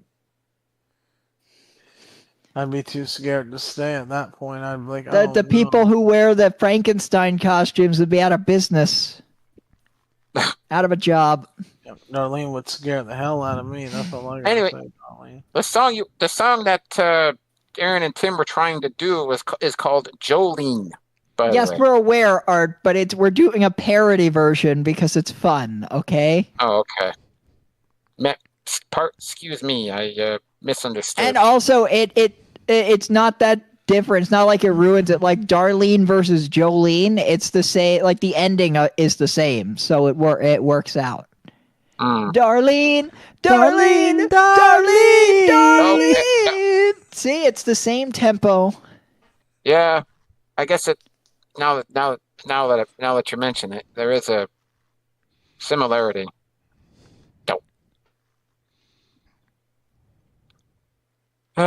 Anyway, Tell you what, I'm still getting used to seeing this blue start button. What Oh, yeah, I forgot all about that. Yeah, it is blue. it's isn't it? gonna. the blue it's start gonna- button instead of the white start button? Well, no, it was whatever color you set as your preferred color. Oh, Well, So if you mine was hover, red. well, by default the button's white, but if you hover over it, it's a color. So tell me this, Aaron. Tell me how they got rid of the colors on the lock screen for whatever your color preference is, but they were like, you know what? We're gonna take that color and we're gonna put it in Task Manager. We're gonna make the processes that color. Didn't they start doing that in Windows 10? No. Everything was just the start menu. Sorry, Task Manager was very basic by design. For all of the years, Aaron, we didn't need fancy schmancy design shit. We just needed it to work. Oh, and Task Manager is now dark mode too. Yeah, but here's the thing: the Windows 11 Task Manager doesn't show you like GPU usage, or like it's missing a lot of the options that the Windows 10 one had. Like I could see how much of the GPU was being used by what app, how much power it was consuming. You only get 4 things: CPU, memory, disk, and network on Windows 11. Wait. Mine shows GPU. Mine shows the percentage. Mine doesn't, and I don't have an option to turn this on. Mine shows the percentage. Yeah, no, well, mine does not have it. Let me show you. If you don't have it, you have to set it up that way. That's where you tell me where I would go to do this, because you go to settings. There's absolutely nothing in here for that. So that there's nowhere to do it. Like you right click here, doesn't do anything. All this does is just let you collapse these. There's nothing that lets you add on more views. In the old Task Manager, there was I think something in the menu up in the top that lets you do it. Oh, you have to. I think you have to like. You had. Well, mine shows the GPU. Oh yeah, you're missing the GPU engine. You see, this is a case of if it ain't broken, don't fix it. Because this start menu has less feature to me than the old one. I'd rather have the old one. You might have to reinstall your GPU drivers. Yeah, the only way to get it's an integrated Intel CPU, Tim. Yes, but yeah, you need drivers, I think. If the drivers didn't work, I wouldn't have any graphics on the computer. No, you would. It'd just be very slow. Nope. Okay, that botched that. Yeah, but without an integrated graphics chip, it wouldn't be able to do literally anything because that handles all of your. No, your computer can still work without a graphics driver. It just won't show your fancy GPU yeah, then tell me, engine. why is it if you don't have integrated graphics and your graphics card goes out, all you see is a black screen? Well, that's because that's different. I don't see how that's too much different. It's just the only difference is basically that the integrated GPU is just a dedicated chip on the same die as the rest of the CPU. But it's still its own dedicated, like thing. Like the CPU isn't handling graphics processing. That's getting chopped off to the GPU part. Here, I'll show you. I'll show you mine. Look, all I know is, again, my point is this: the Windows 10 one had it, and this one doesn't have it. I guess they thought, well, you don't need it anymore. Just like how they thought I didn't need nesting in the File Explorer. That's the one thing. I can get used to a lot of things. That's the one thing that's going to pet peeve me, because it used to make it so easy to drag and drop files into the folders without having to have multiple windows open. I forget. I don't even know what nesting is. What is? Let me show. All right, let me show you an example here. I think I have a File Explorer up here somewhere. Let me just open up, say, we'll do videos, I think. Is it the thing that has the little arrow on the side in File Explorer? Correct. Yeah, let me show you. I have that. No, but you only have it under this PC. This is different. I know what you're talking about. So Windows 10, so let me show you. No. So you see here on Windows 10, each of these had the little arrow, and you could click it, and then it would show you all the folders that was underneath it, That's and then each right, of those I remember. and then I each of remember. those folders had one that you could see the folders in that folder. So you could navigate basically all of your folders right from one screen without having to actually go through and like click on this and then click on this and then click on this. You know, like this is more tedious to do it this way. I mean, it works, but it's not as convenient as just being able to hit boom, boom, boom right on the side and drag and drop on the side. And for whatever reason, Microsoft has decided, you know what? We don't need that. No, you don't. Convenience to the user. Come on.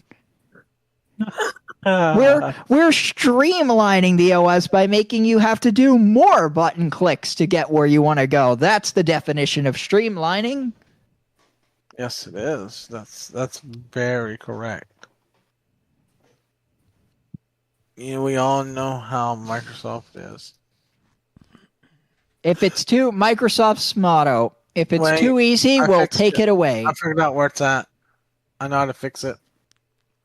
Okay, you tell me where to fix this. Hit the 3 dots. Right there, you were just on it. Up at the top. Next to view. Yeah, I'm right here. This is what I'm looking at. Click on that. I did. And then go to options.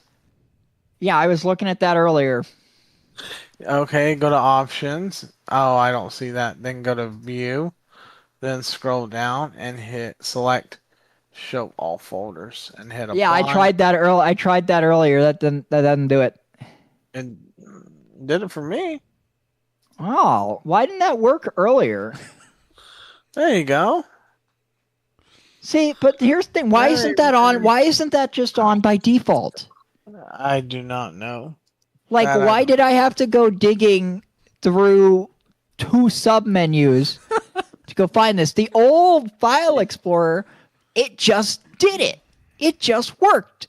You know, I'm sure there were options in the old File Explorer that I never knew existed. You know why? Because I've never needed to go into the options in File Explorer to do anything other than show hidden files. That's the only option that's not on by default in the old File Explorer that I needed to actually manually tick on. There was nothing else I needed to go in and do that. But Tim, you are officially my savior. There you go.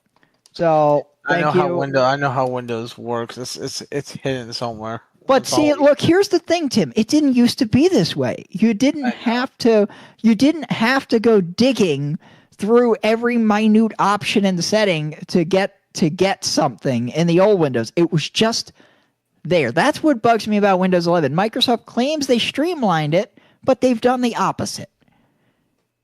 Like when for instance, I literally work in IT, and even I couldn't find that setting. And when I did think that I found that setting earlier, it didn't do anything. You know what it is?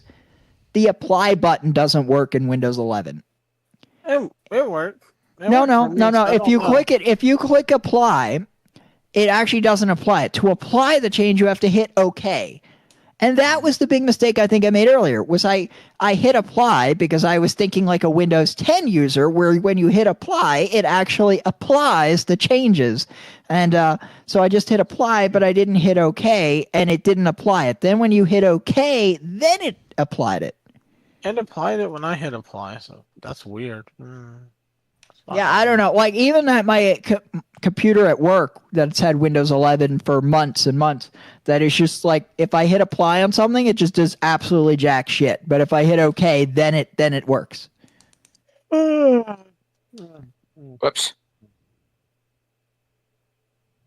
Who knows? No. Windows, that's Windows for us now. Nothing ever. All right, Tim. Tim is officially my new favorite tech person. Aaron, you're fired. Like I know where that setting is anyway. Like I said, I was literally looking for the setting. I was in the options. I literally ticked that box because it was the closest thing that I could do. It was the closest thing I could find to what I was looking for, and I did it, and then I hit apply, and it was just nothing. And then now that you told me to do it, now it suddenly wants to work. I Very interesting, I must say. You know what it is? You know what it is? I think Windows 11 hates me as much as I hate it. I think it's a mutual feeling is what it is. It works. I It wouldn't has go its that. bugs. I have no comment. I don't know. I just feel like Microsoft went through a whole lot of effort to reinvent the wheel when they already invented it. Like they're going through a whole lot of trouble to change shit that didn't need to be changed.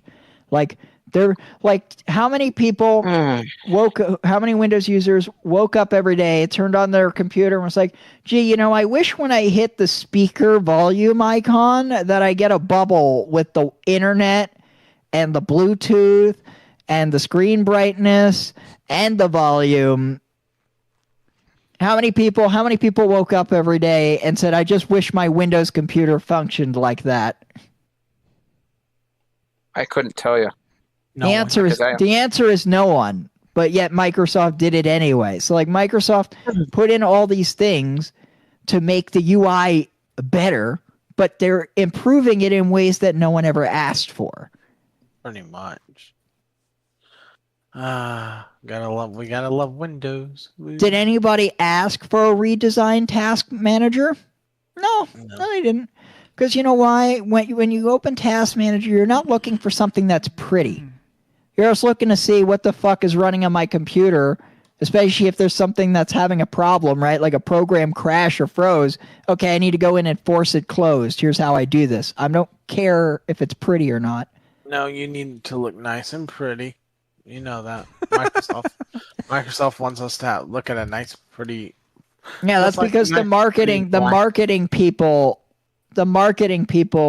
call all the shots in Windows 11, and that's why it's half-ass backwards the way that it is, because they designed the UI first and then told the programmers make it look like this. And when the programmer said, but that would actually hurt the user experience to do it that way, they're like, I don't care. This looks prettier. It's like, it's when the programmers went, hey, hiding all of those like little caret submenu things on the File Explorer makes it less convenient for the user to use. And the marketing people were like, yeah, but it looks ugly. And then the people were like, yeah, but I don't think anyone cares. I think they just want convenience over prettiness. And the marketing people were like, well, I can't put that on the commercial. If it wouldn't look good on TV, it got to go. Bury it under three menus to make the user turn it on. Oh boy. It's just like the same thing with the centered start button. Did anybody ever ask for it? No. But they did it anyway. You know why they did it? To compete with Apple. But they're not even competing with Apple. Apple's thing isn't centered, technically. It takes up the whole width of the whole screen. And and you don't even want the Mac dock. The Mac dock just fucking sucks. Because when you close something, it doesn't actually freaking close unless you go down and right-click it and, like, hit quit. Like, the X button on Mac OS just does the same thing as the minimize button. Here's what I say to Mac computers. Your computer sucks balls. But yet that's what Microsoft is trying to make Windows look like. And it's like, why Windows? You have the superior operating system. Why do you think why do you think you control the majority of the share of the computer market for OSs? It's because you built the better mousetrap, and yet you want to make it look more like the people who have less market share than you. I think we're really boring, Art. I'm tired. Art just for some reason he doesn't like tech talk. Although if he would actually pay attention, he could actually learn a thing or two from all of us nerds. I am trying. Like here, hold on. I'm going to give you the most fundamental piece of advice for you, Art. Mm-hmm. The next time you buy a computer, don't buy one with a Intel Celeron processor. Do not do it. If it says Celeron, you fucking run the other way as fast as you can. Well, it works for it suits my needs. So Slowly. What? Wait, I forget. So wait, Art does all this train simulator shit. How does he do all that with an Intel Celeron processor? That thing should be fucking on its knees. No, Martin. I mean that. Sorry, Brandon. That's that thing's the PC, the CPU in my Windows 10 machine is a quad core. That doesn't matter. It's still a solid. Okay, but Art, open up what you're gonna do. Open up Task Manager. I can't even find that. Right click on the Art, bottom. Control Shift Escape. I forgot that you can do it like that. You didn't know about that nifty little shortcut? I did. I just hate shortcuts. I love shortcuts, Tim. Or you could do the old Control Alt Delete, and that will bring up the menu. No. But see, that's longer. Control Delete brings up another menu, which you can then click on to get to Task Manager. Control Shift Escape just opens Task Manager. Like that's all it does. Well, I've got it now. So then you go to the Performance tab. I'm working on that now. And then you pull up the CPU, and then you screen share that to us, and we'll be the judge of how good it is or not. Windows process. I'm trying to find it. Huh? Well, don't forget. You're in the wrong part, my friend. Oh no. Oh, performance. There you go, and then CPU. I learned something new. Control Shift and Escape. See, everyone's learning a new trick today. A technician at Staples taught me that trick once, and ever since I learned that one, I've never opened Task Manager manually ever again. By the way, here we go. It says Intel R in brackets Core TM i7 CPU 870. Oh, well, i7 is significantly different from a Celeron. That's like a Celeron processor compared to an i7 processor is like trying to compare Pluto to the planet Mercury, okay? Yes, but he has an i7 870. That is a first-gen i7. Yeah, can you screen share? There I can try. Task Manager. Just like my Ryzen 3 is a equivalent to the i3 processor. Let's see. Let's judge. Let's see here. So he has No, I mean it's got 2.93 gigahertz. That's got to be a more modern one. Let's see. That thing is over 15 years old now. Really? Well, really? Holy crap! That computer's not that old though. He only had that like less than 10 years. Yes, but the CPU in it is old. That is like I said. They could have recycled. They could have recycled the model number. It's from 2009. He's right. Yes, Brandon. Yes, I know, Mike. Can you go to the NVIDIA GeForce? I want to see what kind of. Why? Where did this computer come from? Like, where did your parents buy this piece of shit? For God's sake! It is a piece of shit. Damn it!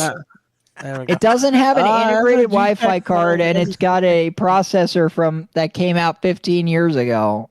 Well, they work for Windows 10. They don't work for Windows. That is a old. It won't work for Windows 11. At least it has a graphics card. Yes, so he can play stuff at low graphics settings. I love how they found the space for the graphics card, but not for the Wi-Fi card. Oops. Well, like I said, it has USB, so that's what I'm doing.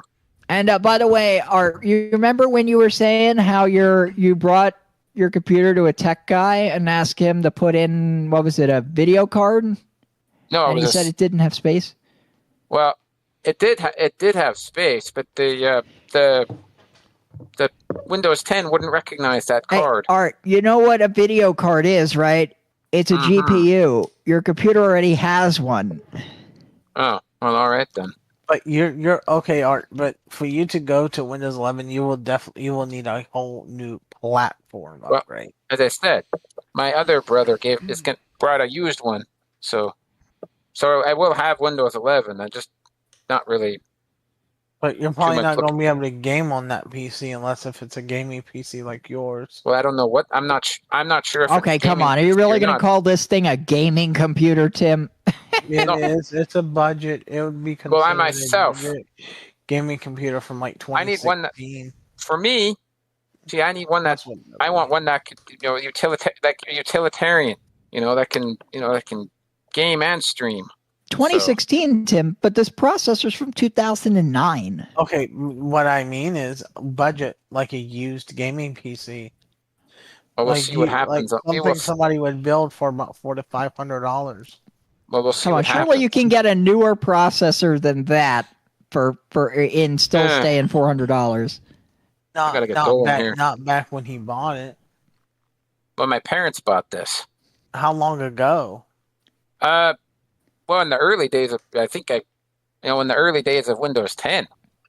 No, Art. Because in 2018, you were still running your last PC, which was your Windows 7 machine, and you ran that, I think, until like 2019. So I think it was like around COVID when right before COVID, he got this one. Oh, dear. How much did your parents pay for that? Oh, I forgot. I can't remember. Too much money, I'm sure. Well, as I said. And they bought two of them because they got Charlie's twin has a twin of that computer. No. See, like it says, my Windows 10 PC has an Intel CPU, right? Whereas my twin brother's in the door over there has an AMD. Oh dear God, it's probably AMD FX. I don't know what it is. That would be considered. But look, Tim, I think we've established that Art's folks can't be depended on when it comes to buying technology because we all saw how they handled a simple Wi-Fi, issue. As I said, it was my. No, I'm going to take off. I'm going to go if I'm going to be being harassed here. We're not harassing you, Art. As I said, well, my dad. Well, again, my father. It was my father's with the in-house tech expert, and not to mention he was one hell of an arrogant and selfish son of a bitch. And yes, I can swear. I just choose not to most of the time. So if he, sorry, let me start over. See, when he said something, And then When he and then right on cue, Art's internet goes out. yeah. Well, like I said, my father was always my father was always. Well, as you know, my father's dead. Okay. Yes. But when he was alive, he was always a control freak. And as soon as I started paying monthly rent, he would harass you. He was a whip cracking control freak, like I told you, like I just said. So, but Art, if you may not have an in-house tech expert, but you do have 1, 2, 3 nerds in a weekly Discord call who can tell you, buy this, don't buy that. Well, because if you need budget computers, we have literally, where I work, we've literally mastered the art of finding solid refurbished computers that are $300 or less. We've literally mastered the art of it because we have some cheapskate owners who used to go out and buy like shitty Celeron laptops. Like, no. Like, look, dude, just let me buy a refurbished, like, business grade one it'll be like 6 years old, but it'll work better than that piece of shit, and it'll cost you $300. Well, as I said, the situation works. What I have was fine up until all this Windows 11 business started, and now I've got to transfer things over. Or there is this little thing called cloning. Well, there's that too. I've heard of that. I've heard. Oh yeah, or you do what I did when I got this laptop from Tim. I took the SSD out of my last laptop and just plopped it in here. There we go. Well, I do remember when I got a second SSD put in here. I mean, I'm not even using the one that I'm not even using the SSD that came with my Windows 10 tower anymore. It's pretty much just sitting there empty. And I remember when Aaron said doing what I did was impossible. You can't take a Windows boot device from one computer and put it in another one. It won't work. It won't boot. Still booting. Yeah. Well, stranger things have happened. I mean, well, see, at one Brandon proved me wrong, didn't he? Can I see, at one point in time, okay, both me and my twin brother had the exact same system. Like, they were perfect. They were identical to each other, except the only thing is, well, this is a software thing, so I don't think none of you can control that. See, we used to have a program, all right, and I don't remember some game related program. I've forgotten what it was exactly. Anyway, see, the said program would work on my PC, but it wouldn't work on his. So again, but like I said, you obviously, well, none of you have any control over software. There could have been some OS corruption involved in that. Well, no. Okay, why was I going to? I know because typically most software. Because typically most programs are made for both CPU platforms. I realized that. I still couldn't figure that out. But anyway, see, well, no, I mean, like I said, as I said earlier, I have an SSD in here. All right. Although whereas Charles's AMD tower didn't. Although I think it has one now. I would hope so, because if he's running an HDD, I feel so sorry. Yeah, well. Anyway, I'm gonna have to. My mother's prompting me here, so I need to turn my camera off. Hang on.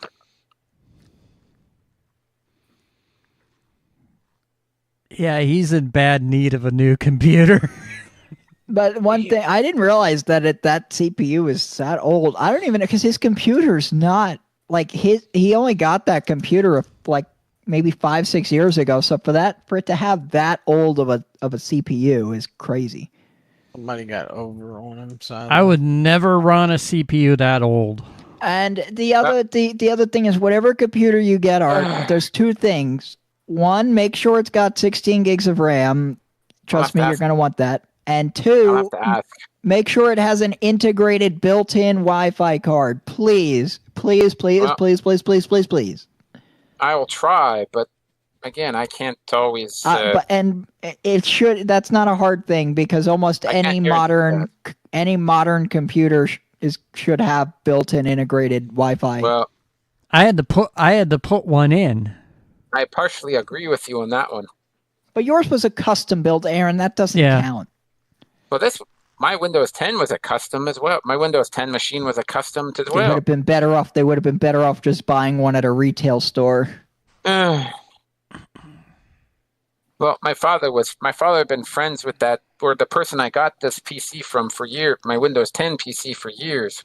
Well, I think they might have gypped them, to be honest with you. Well, fortunately, as I said, again, you have to like I said earlier, you have to understand that my father, being a full-blood English guy, okay, was a full-blood Englishman, okay, and according to research, which is, and I'll admit it's rather embarrassing, it is quite common for people from middle-aged people from that part of the world to be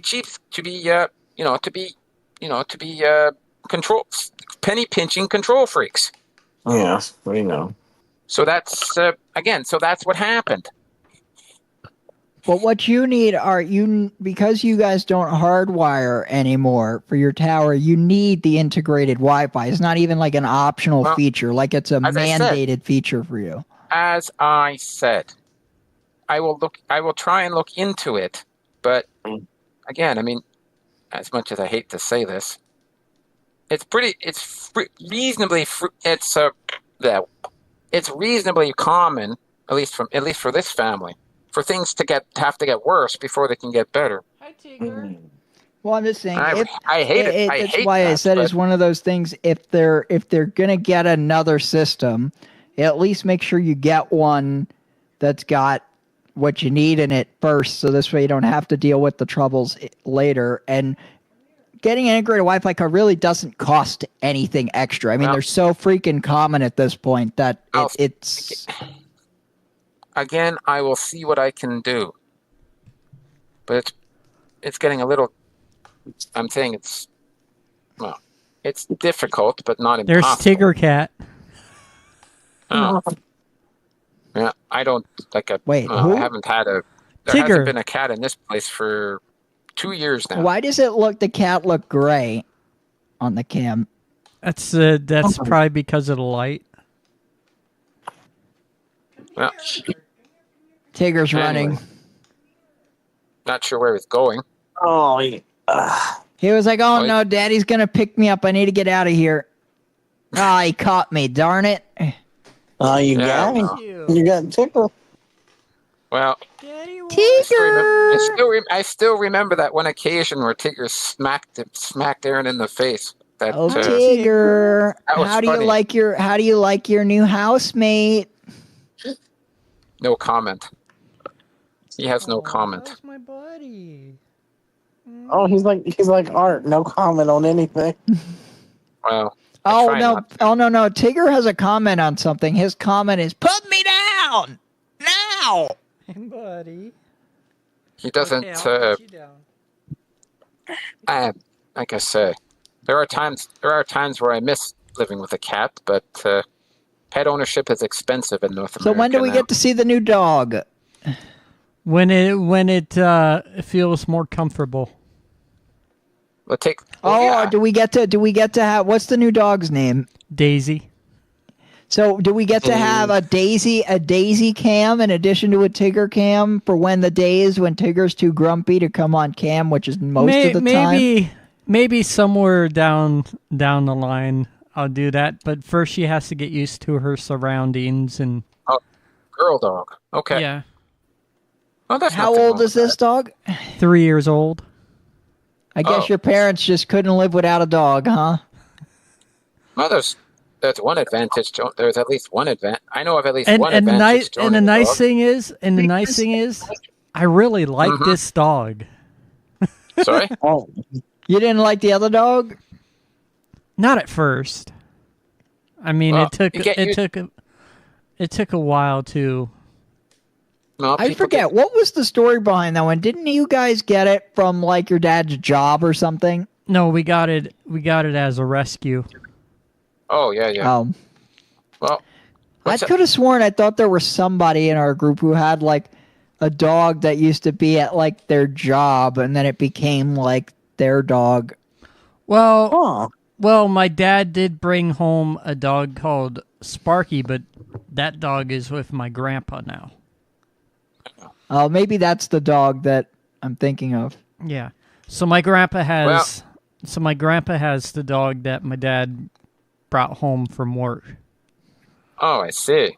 So Wow. So yeah, it follows my grandpa around quite a bit and Oh, that doesn't surprise me. Did you guys hear about the cat in a nursing home who was able to predict death? oh really? Yes, I've heard about Yeah. that. Cats Yeah, can. there was a cat. There was a cat in a nursing home who, anytime this cat would visit with somebody, they ended up kicking the bucket within a couple days, usually. Oh dear, that's horrible. That's So bad. it was like if you saw this cat in your room, it was like a bad omen. You're like, oh no. Uh-oh. I hate to say, I think I remember seeing something a similar article on Facebook once. Although it's not so much of an issue anymore because that said cat has passed away. Unless of course you're so ill that you want to die, then maybe seeing the cat is like, yeah, woohoo! Finally gonna be out of my misery soon. Come here, kitty. You want some catnip? Oh my god. But I mean, hey, at least the cat was, theoretically, I'm supposing what the cat was doing was trying to give comfort to people. But it's just kind of crazy how literally every single person the cat would go to visit ended up dead like shortly afterward. So it's like this cat could sense death. Well, like I said, he was, comforting the person in their last moments.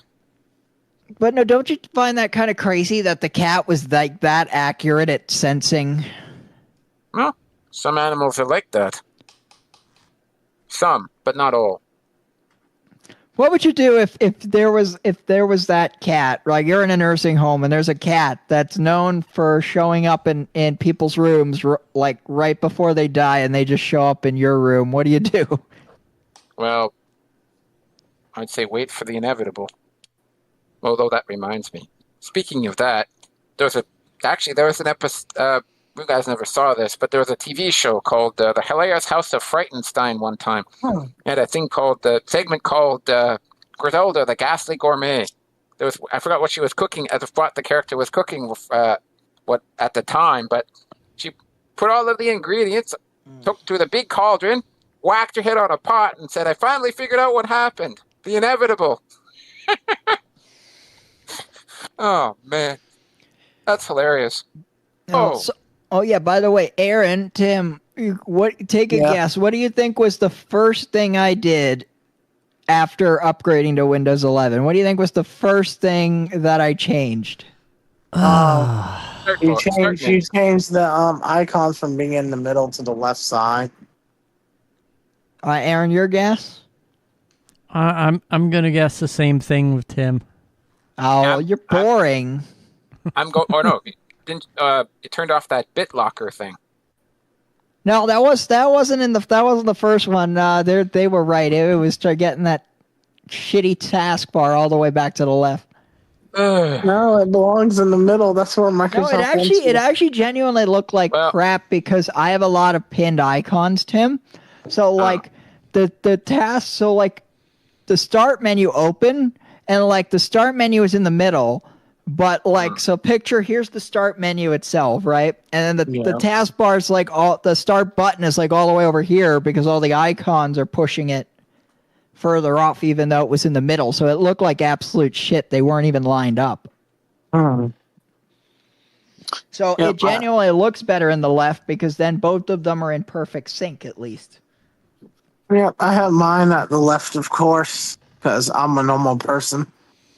Yes, I don't like retraining my muscle memory that I've had for 15 plus 20 years now. So thank you, Microsoft. I have mine in the center. I've been used to it. I gotta say though, when that whole thing first started, I thought there's gonna be so much pushback from like the older population, but no. Like, every person I've encountered just doesn't seem to care, which is very weird because they don't like any change. Like, you give them the subtlest change and they hate it. But the center start menu, they did not seem to give a crap, which really shocked me. Guys, I'm going to bounce. I need to. It's almost 10:30 my time, and I need to make some food for myself. For lunch. And I work in the morning. Oh, right. Work? What's that, Tim? Work. I will say goodnight. I was off today, and I have work tomorrow, and I'm off Wednesday, Thursday, and Friday. You are the weakest link, Arthur. Good night, everybody. Thanks for including me, Aaron. Yeah. But Tim... Nope, he jumped off too. Damn it. I was hoping he'd stay for a second. I was going to tell him because, what's work? I won't be seeing that again until Monday. Oh, so you're off all week? All week, so I can be a pain in your ass all week. Ain't it great? Better you being a pain in my ass than not having a pain in the ass. All week, baby. All week. You're going to enjoy it. Yeah, I've already watched the first 3 Harry Potter movies. We still got a lot of Breaking Bad to catch up on. We might as well finish the whole entire 5th season. I can't believe we're on the last season already. Yeah. Of course, I already know how the series ends, so You're just staying quiet because I haven't seen it. I mean, unless you piss me off by kicking me out of the server again, then I'm going to give you all the spoilers.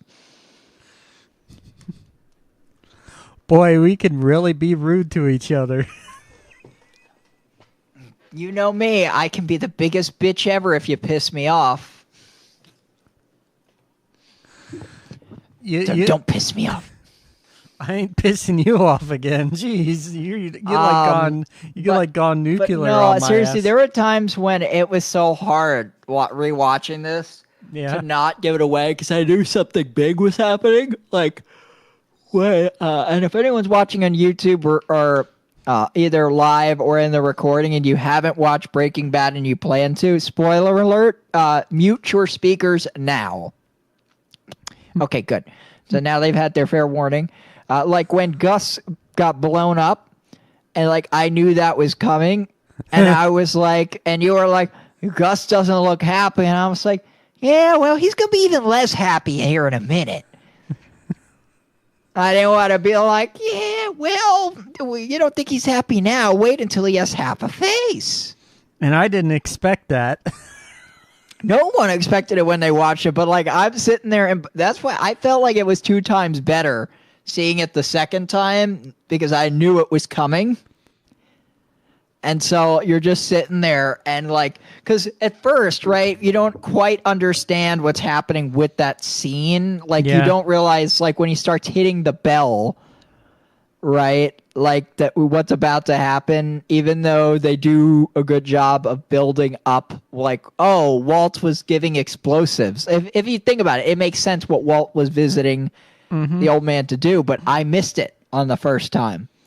And then seeing it the second time, like, oh, this all makes perfect sense. How did I miss this the first time? Shows are usually better watching the second time around.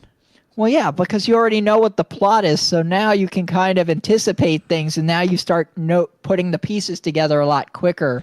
We should catch up on Stranger Things again. Well, we might as well wait for the new season, but you know they're going to do a recap anyway, so yeah. I'm not like some people. There are some people that do right before new Stranger Things come out, they'll rewatch the old season and then start pausing it like every second to go look for every minute clue. And they'll do the same thing when the new season comes out.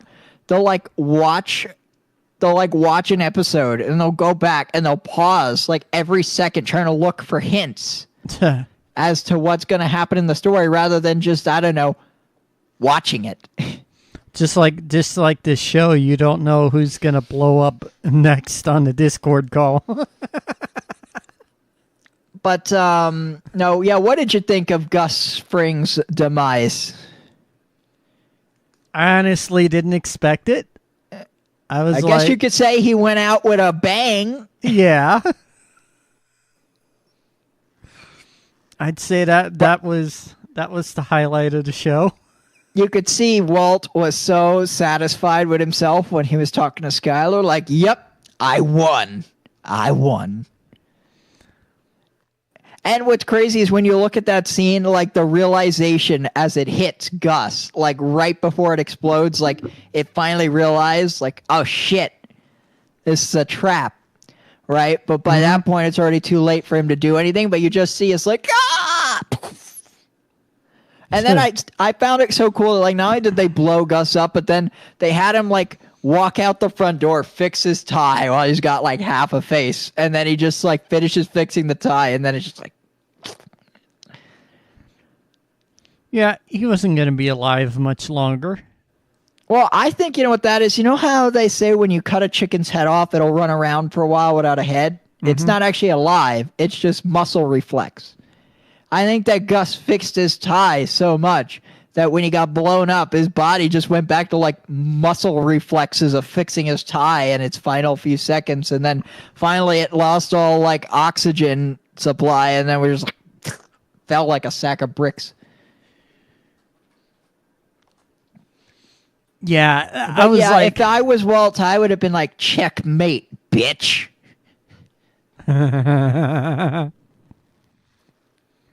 So yeah, But yeah, no, like the final. But now we get to see this season. We're gonna get the final evolution of Walter White, and it is definitely the evilest version of Walt to date. Like he just goes full-fledged, like hardcore, like I ain't got nothing to lose type of thing. So really, his character really shines in the last season. Let's just say the show's called Breaking Bad. By this point in the series, the character's just bad. It has finished Breaking Bad. Walt is just full-fledged. There's not like, you remember the first season when he was still like, he was so new to this criminal enterprise stuff that he just didn't know how to do it. He was like a school teacher at heart. He was a nice guy, and like he was just trying to do this to make some extra money. And like he didn't like the extra criminal shit like killing and shooting that came along with it. And then as we've progressed and he's had to do shit to stay alive, he's just gotten so immune to it that it's like, I'd kill someone. Oh well. So really, part of the job. So really, it's the character Walt evolution. Yeah, like that. Walt, the school teacher, he's dead. He's gone. He ain't ever coming back. Like we are now at like hardcore like criminal Heisenberg. Basically, he's fully Heisenberg now. Like Heisenberg has consumed him. Before, Heisenberg was just kind of like a way to disguise his Walter White identity. And then it became kind of his full identity. The thing with Walt is it started out as making money, and then he realized that he actually just fucking enjoys it. Like he enjoys making meth, which is why he keeps doing it even after he had $600,000+, which would have been enough to help his family for like forever. He was a multi-millionaire, but he still keeps cooking meth. Why? Because he likes it. It's kind of like how musicians don't like to retire. And when they do retire, they still make music. Why? They don't need the money. It's just that's what they do. Like Elton John, he still makes music. Yeah, I mean he's like half blind, but he's still making music. Like I don't need to see. I've been playing the piano for so many years. My hands just know what to do. And I bet you he could still play the piano really well, even though he's like partially blind. Look, I think Elton John could be dead and his fingers would still know how to play the piano. They're going to have to put a piano in that guy's coffin. He is one of those musicians and / artists that will never die. Nope. Live on in infamy like Michael Jackson. Yeah. Ozzy Osbourne's still living on long after he's gone. Look, it's like they say, legends never die. Another one who is a legend, John Lennon's a legend. Yeah. And don't forget, you've got your Chester Bennington, though maybe less well-known than, obviously, the rest of those guys. But as far as, like, the metal Linkin Park universe, legend. I think all of those guys ought to have a jam session up in heaven.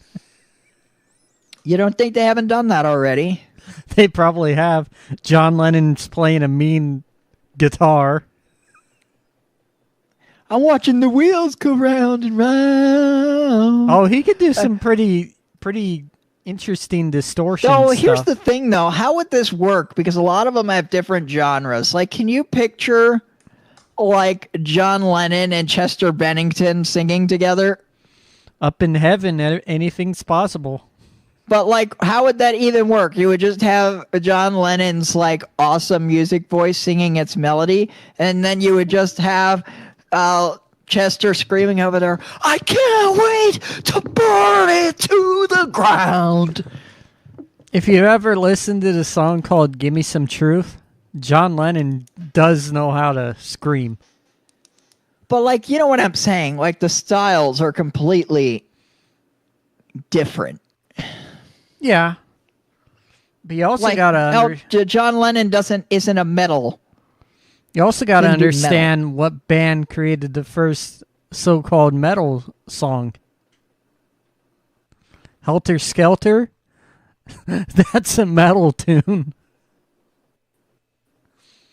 Yeah. It was the first sign of metal. Even though it wasn't called metal at the time, it was the first sign of heavy stuff.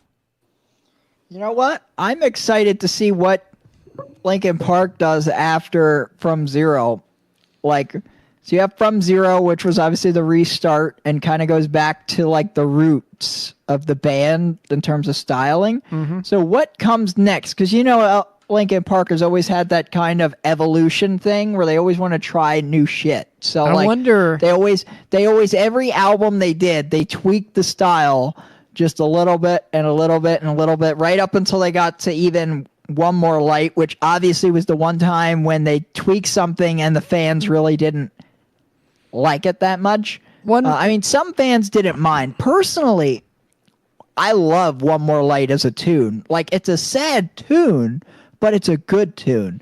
But I'm also not a heavy, hardcore, like, metalhead. You know what I mean? Like, I'm more of a rock and roll But I mean, pop. But I type mean, person. One More Light as an album really didn't do very well.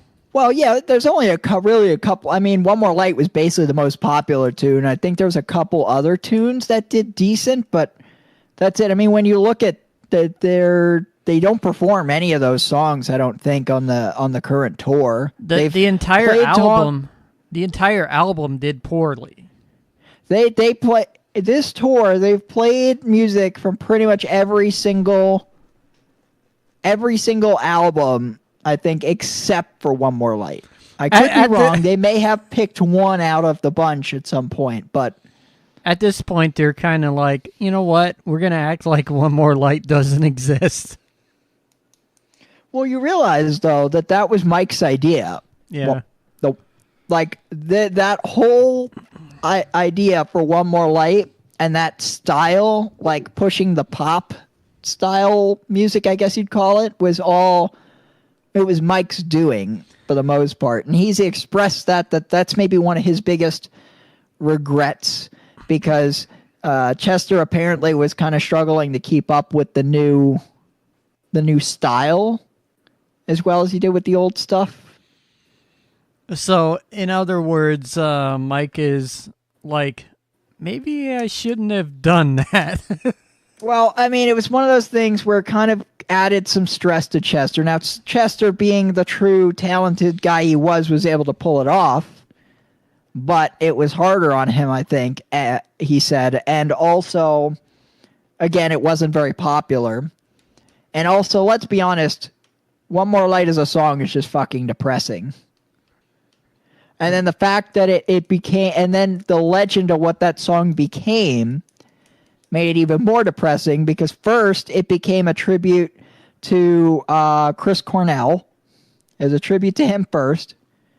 Actually, no, I think when they first wrote One More Light, I think it was a tribute to like someone like a crew member who died. Yeah. Or something. And then it became Chris Cornell's tribute. And then it became Chester's tribute.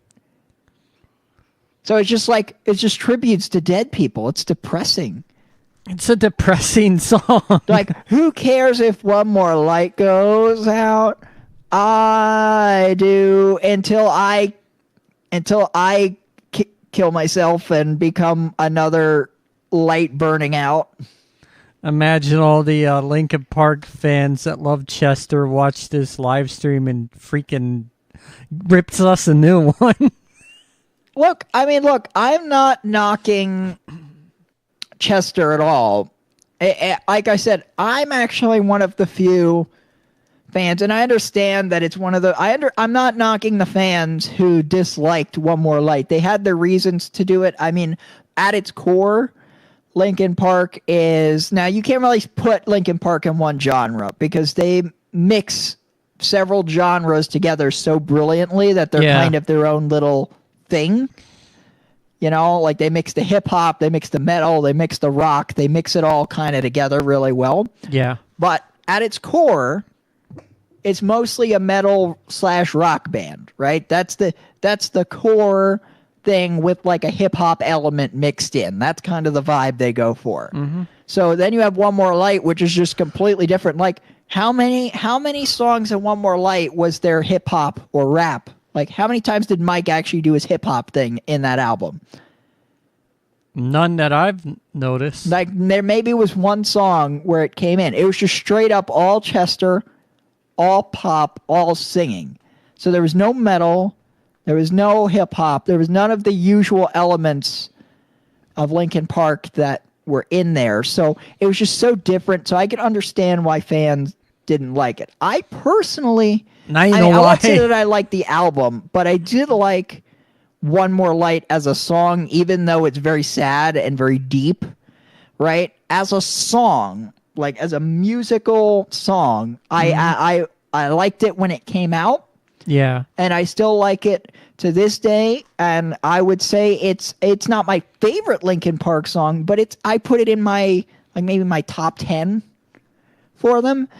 Just because, like I said, and that may just be because I personally, like, I don't mind, I'm not very picky with genres. So I don't mind pop. I don't mind rock. I mean, I tend to be mostly, I think we could tell from my shows, it's mostly rock, metal, and like maybe pop. I would say are my top genres.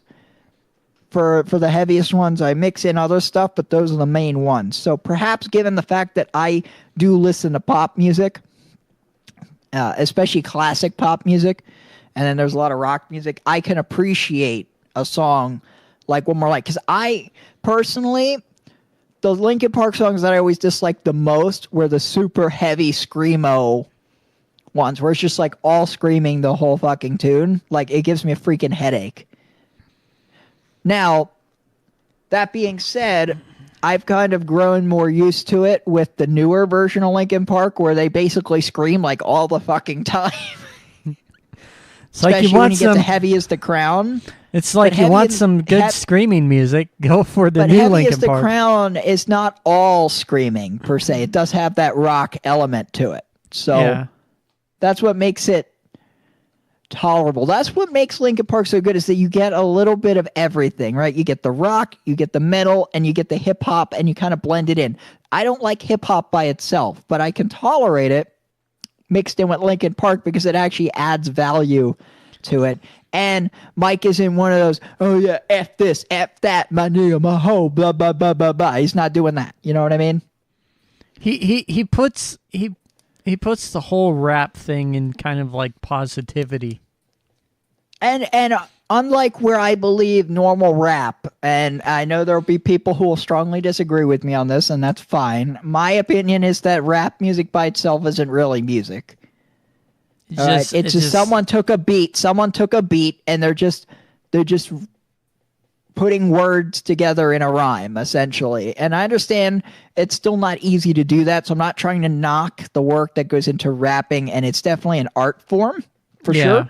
But it's not my favorite type of art form. Like, I'm not a huge rap guy. There's a few rap songs that I don't mind, but most of them have some sort of, like, musical element to it. Like, the one Eminem song that I don't mind listening to that I actually kind of like is one called Mockingbird.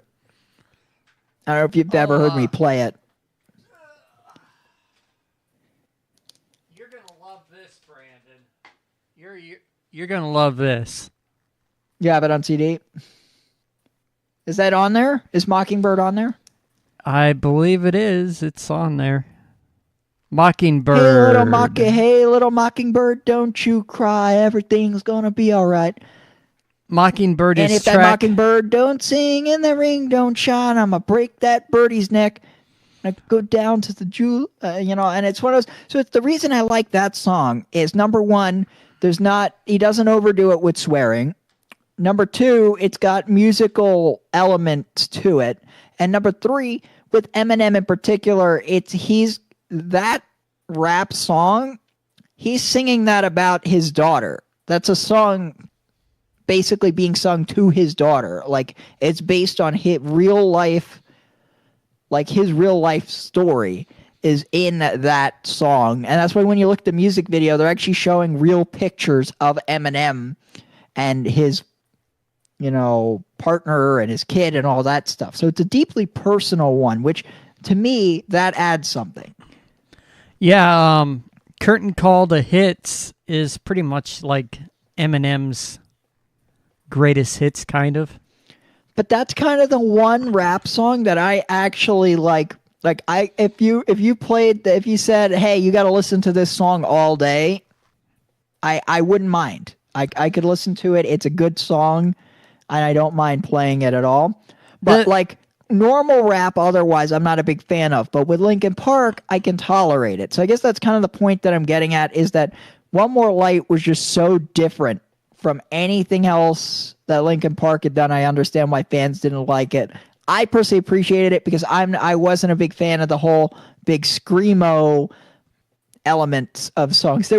I still like Linkin Park. I loved, Burn It Down, In the End, some of those that are more rock tunes than scream tunes. Oh, the song that I like the most off of this CD is the song called like Toy Soldiers. Don't think I've ever heard that one. Oh, and there is the bonus track on this is Stan featuring Elton John.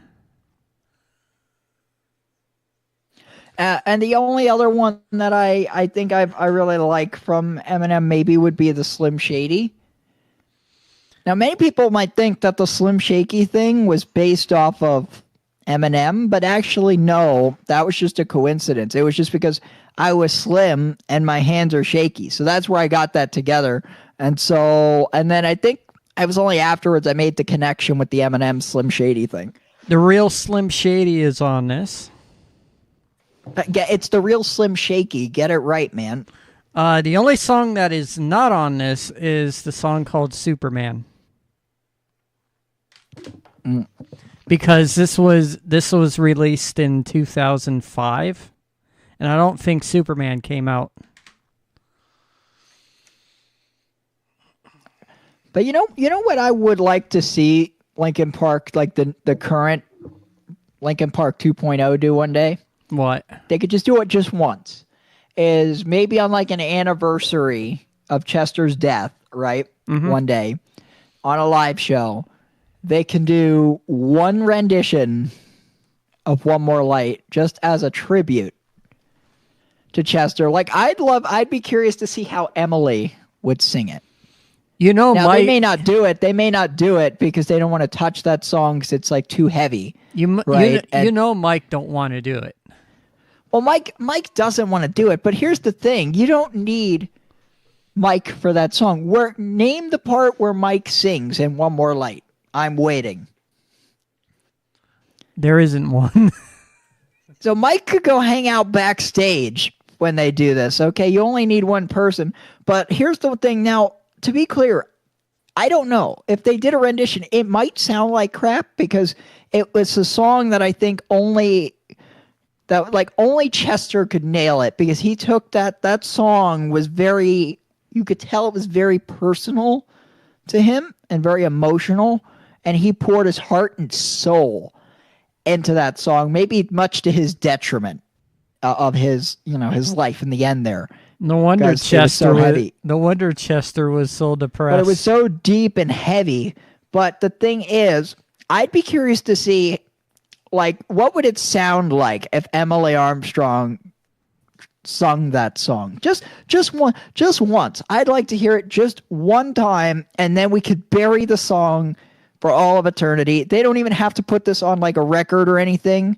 Just one live performance as like a tribute. Then we never play it again. Make it like a Spotify exclusive or something. No, you just play it live, and then they don't even have to release it on the official Linkin Park. People are going to film. Someone's going to post it on YouTube. So you'll hear it. Yeah, but just Emily has to sing it to heart, though. She really has to. You don't think Emily Armstrong, who said that she grew up listening to Chester Bennington sing, who he was her inspiration to learn how to scream. You don't think she does? You don't think she hasn't heard One More Light 100,000 times?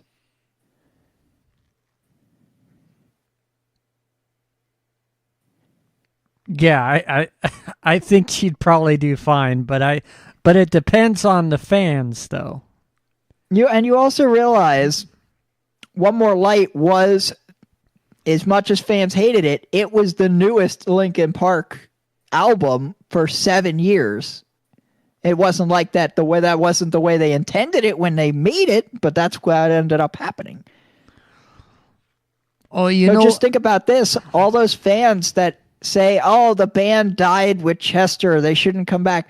Well, guess what? To all those fans who hated One More Light, would you really have been satisfied if that was the last album that Linkin Park released?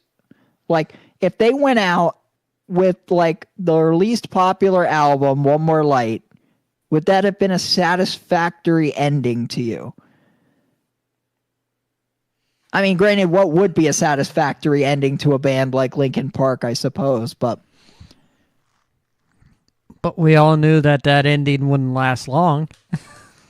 I mean, it did last a long time. That was 7 years is a long time. Name a band that was completely like radio silent, like dead, like nothing new for 7 years, and then they were able to rise from the ashes. I haven't heard one band that went silent. AC/DC went back out after Bon Scott died. Yeah, like how long was there between like the death and when they came back out with someone new? Well, they got a new singer right away. Because they didn't even wait. It was just full steam ahead. We got chop, no time to grieve. We got a tour to do. Because that album Back in Black was basically a tribute to Bon Scott. And I think that's what makes this comeback even more amazing is the amount of time that passed. Like, it's not like they just like picked up the pieces like a year later or something. Like, we're talking 7 years, and they like basically like everyone just assumed they were dead. Like the band was done forever. Oh, and they just were rised up from the ashes. They were the phoenix rising up from the ashes because we did not know anything. Though I will say, if you look at the year leading up to that, they were dropping clues. I mean, if you look at it, they went from releasing nothing for 6 years. It was just radio silence, nothing, not a classic hits album, nothing. Well, except for Paper Cuts. Well, no, that's what I'm getting to. But if you look at when Paper Cuts came out, that wasn't that long ago either. So, like, if you look, for 6 years, there was nothing. There was just literally nothing. Then they dropped Paper Cuts, right? And then they dropped, after that, on Spotify, the instrumental of Paper Cuts, right? And then, let's see, what was the other thing they dropped after that? They dropped something else. I can't remember what it is. But they dropped something else in between those. So it was just like a constant buildup of like, you could tell the band was up to something.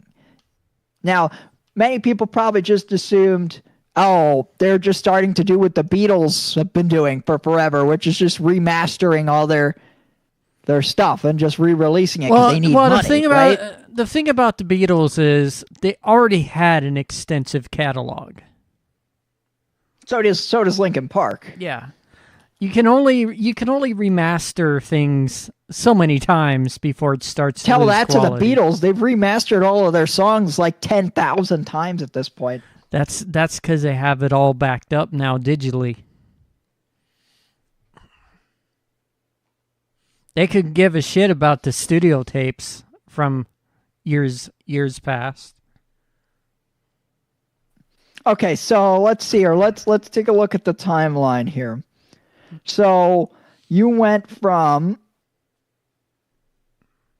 basically, okay, I guess they did drop a few anniversary things along the way, but I don't know, nothing of like real any real caliper. They were just basically just taking their existing work and just cut pasting. Like Hybrid Theory and... Yeah, but they were just like cut and pasting in there. There was nothing fancy. There was nothing on there. But basically you went from One More Light being the last real like piece of work they did, right? And then there was 3 years until 2020 before they did Hybrid Theory 20th anniversary. And then they did something in 2023 for Meteora 20th anniversary. So basically they're just remastering their existing album. Then you've got Paper Cuts, which is the first time that we actually see something like that is not like an anniversary thing. Now it's still nothing new on there, right? It's just all the hits on there. The Paper Cuts is the Linkin Park greatest hits album, essentially. Except for maybe Lost and... Hey, Lost is a hit. It's considered well, no, that was the one new one they did drop on there. But before that's the big one there, Aaron. That was the difference. With Paper Cuts, it was a best hits album, but then they started sprinkling. That's what I was thinking of, Aaron. They threw that one on there. They dropped Lost after Paper Cuts. That's what I was thinking between. So between Paper Cuts and their big comeback, they dropped Lost. So like you could tell, like they went from like just doing a couple anniversary albums. There was really nothing big that came out of those. They were just like, just drop these in for the hell of it. Yeah. So then you had Paper Cuts, which they put a lot of publicity behind that. And then they did the instrumentals, which really is not a big thing anyway, but they just threw it on there. And then they dropped Lost. And then you're thinking, okay, well, they've gone from nothing to they've just been releasing stuff every couple months in this past like 6-7 months. Like if you look 2024, they released a bunch of stuff leading up to the big announcement. They dropped, there was the Paper Cut. You go from Paper Cuts to then dropping Lost, and then a couple months later, you got the big, basically announcement trolling that they started doing. Yeah, remember the troll that they did when the timer ran out? That was the biggest. I gotta say that's 1000% Mike's doing. That's got to be Mike's doing right there. He's trolling everyone hard. They're like, okay, we'll do. You got to say that it was the most Linkin Park thing ever, though. They're like, okay, we'll do another announcement a couple weeks later. Oh yeah, we're going back out on tour.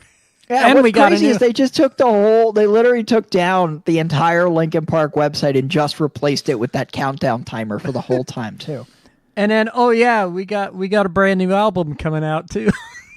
And what was crazy is when it hit 0, it didn't stop. Then it kind of started counting down negative. Or counting up. But one person was able, a few people did decode it though, because they figured out, look, it flashed at this particular time, and which was an encoding for the date of the big comeback event. But basically what I'm getting at is if you paid attention, there were hints that there was something going on behind the scenes with Linkin Park. I don't think anybody guessed it was a comeback, to be clear. I think but the band went from showing like 0 signs of activity or life to, we're going to drop this, I'm going to drop this. Like they were dropping little tiny breadcrumbs, like almost like they were building up something. So you could tell something had changed where they were increasing the frequency that they were releasing stuff. And then, of course, you got the big announcement. So if you paid attention, you may have been able to guess that they were up to something. You just wouldn't have known what they were up to. I still want to know how they must have like some really, really, really good staff, because like, how do you keep that a secret? I mean, they've been preparing for this for a year, and we didn't even get a single rumor that was, I mean, there were probably some rumors out there, but let's face it, they've had rumors probably every couple years for the entire time of their hiatus. So, just having a rumor is not good enough. There was nothing like credible, like where the community was like, oh shit, this is the one. It's actually going to happen. You know what I mean? Like they kept that shit on lockdown. They even hired a record label or like someone to represent them and kept that under the radar somehow. And which is crazy. And they kept their contract with Warner Brothers. That's what I'm saying. Well, they got Warner Brothers involved, but they did it all hush hush. Usually something like that is going to make big news. I think the only reason why their contract never ran out is because Mike, as a solo artist, was on Warner.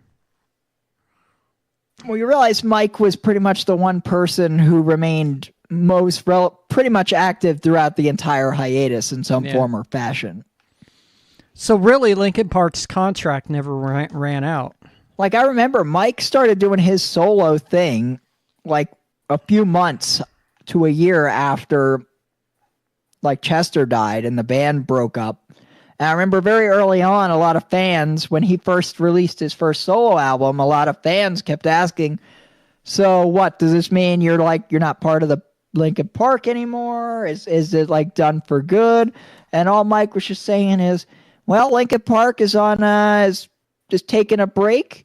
And, I'm just going to keep making music, like under my own name. And if the rest of the Linkin Park guys came to me and said, hey, you want to get back together? I'd be down for that. And then, of course, that's all we got for 7 years. Because every live stream he did, people kept asking, when is Linkin Park getting back together? Well, that was the premise. Anytime he needed to promote an album, right, he had to go do these interviews, and he knew the question was going to come up. Because that's the only reason people would watch the videos. They want to know, is there any Linkin Park news? And, of course, he'd give them absolutely nothing. And he did his own live streams. Yeah. I mean, that's the crazy thing. Linkin Park has always been pretty tech savvy. I mean, they got Mike, who's pretty tech savvy, and then they got Joe, who's also techie. So they've got their techs covered. Yeah, I just find it crazy how we went from like how they managed to pull that off, and they've done it spectacularly. But it's just amazing to watch a band that was as great as them literally like seemingly die, and then just out of the nowhere, literally in the span, like you think from the time they hinted at that announcement, I think it was early August when they first like tweeted about the countdown timer, right? And then there was like a 2-week countdown clock, and everyone was speculating what the hell it was about. Right. Mm-hmm. And then the countdown troll happened where there was really everyone was expecting an announcement that day. And there was no announcement that day aside from like the flashing of the time. And then they did the actual announcement that they're coming back a couple of weeks later. So you think basically all that happened. They went from the span of no one had any fucking clue they were coming back to holy fucking shit, Linkin Park's coming back to in the span of a single month. Seriously, like that was the thing. Like if you remember, I did a Linkin Park tribute show. What was it, June or July? Right? So like not that long beforehand, and I was talking about how, and I had no fucking clue they were coming back. No one had any fucking clue. And during that time, they were probably recording the album from zero. Oh yeah, and look, and you remember I was talking about how, hey, if they came back, I'd listen. Right? Like they should come back. Little did I know they've been working on that for like 8 months at that point. That's why I said like when like a month later they started like doing this hint, I was like, no fucking way. No fucking way. I bet you all that time they had enough time to record an album, keep it hush hush. Well, you remember they announced that it basically took them about a year from start to finish to get to that point. Yeah. And when they first started, it wasn't even about Linkin Park, because when they first started, they were just kind of just getting together and making music. It wasn't even like this is Linkin Park. And then only after they started making music and after a few months, they're like, holy shit, it's Linkin Park. So, and then of course, that's when the whole thing started. So probably, honestly, I think when they hired Warner Bros, that's probably like shortly before then is probably when they made the decision. Like, yes, Well, now it's Linkin Park. Well, now it's just called Warner Records, but they were Warner Brothers. Well, whatever. You know what I'm talking about. Time Warner, Warner Brothers, call it whatever the fuck you want. But like just before, I think probably shortly before they hired them, that's when the decision was made that, yes, this is Linkin Park, this is a revival, and oh shit, this is actually going to happen this time. Because Their remember, label Mike said they tried before. It wasn't the first attempt. There were a couple attempts before where they would get back together, but then they would work a little bit on it, and then it would just fizzle out, and they could never get the spark to actually get it going. And now their label was like, welcome back. I mean, to be fair, there was never any. I don't think there was ever. It was too hard to convince as Time Warner to take them back, because I mean, you got to think even if Linkin Park came back and was absolute shit, right? You knew they were going to make money because you've had Linkin Park fans chomping at the bit for 7 years for literally anything Linkin Park, even if it was a half-baked Linkin Park. If we came out here and got like a half-baked Linkin Park, which we don't have, to be clear, it's obviously some might say that the band is just as good today as it was then. It's just a little different, obviously. But like, if we got like half of the talent we have in the current Linkin Park, I think people probably still would buy tickets to go see them just to get anything with the Linkin Park name. Because you do have some bands. I remember when Linkin Park introduced Emily. There was a lot of old fans who were like, "Oh, this is not my Linkin Park. They should have just changed the name." Crazy blah, thing, blah, Aaron. blah. That's the other crazy thing, though. Also, so not only did they not tell us they were coming back till like basically a couple weeks beforehand, but think about it, they didn't even introduce the new singer until after they played the first song. Like, there was no prior announcement. It was just like Mike goes up there and starts singing The Emptiness Machine, and then like a minute and a half in, out walks Emily. No introduction, just walks out there and just starts singing. And then at the end of the song, Mike just casually, "Emily Armstrong, everyone!" And to be honest, this is the best fucking album that ever got released. See, and I got to the stream, I think, a little bit late, so I had to go back and rewatch that beginning part with the intro. But and the stream is still up on YouTube till this day. And then, of course, there was that whole, like, right after that event before the album dropped, they had that, what was that stupid, like, church thing with Emily that everyone got all up in arms about? Scientology. Yeah. I mean, I think that still never went away, but at this point, I think it's just gotten to be like, who fucking cares? It's like seriously, who fucking cares? It's like at this point, Linkin Park's like, she's a new fucking singer. It's like, no, at this point, like the fan, like you look at some of the concert videos and they're chanting, "Emily, Emily," and it's just like, who fucking cares what she did in the past? She can fucking sing. Let's fucking go. I mean, that chick now, can sing. Let's face it. There are some singers who have done a lot worse shit. Diddy. R. Kelly.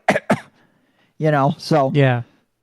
I mean, oh no, she went to a court hearing for a bad dude that she didn't know was bad the one time. Oh boy, just sue her, why don't you? And it was that 70s show star too.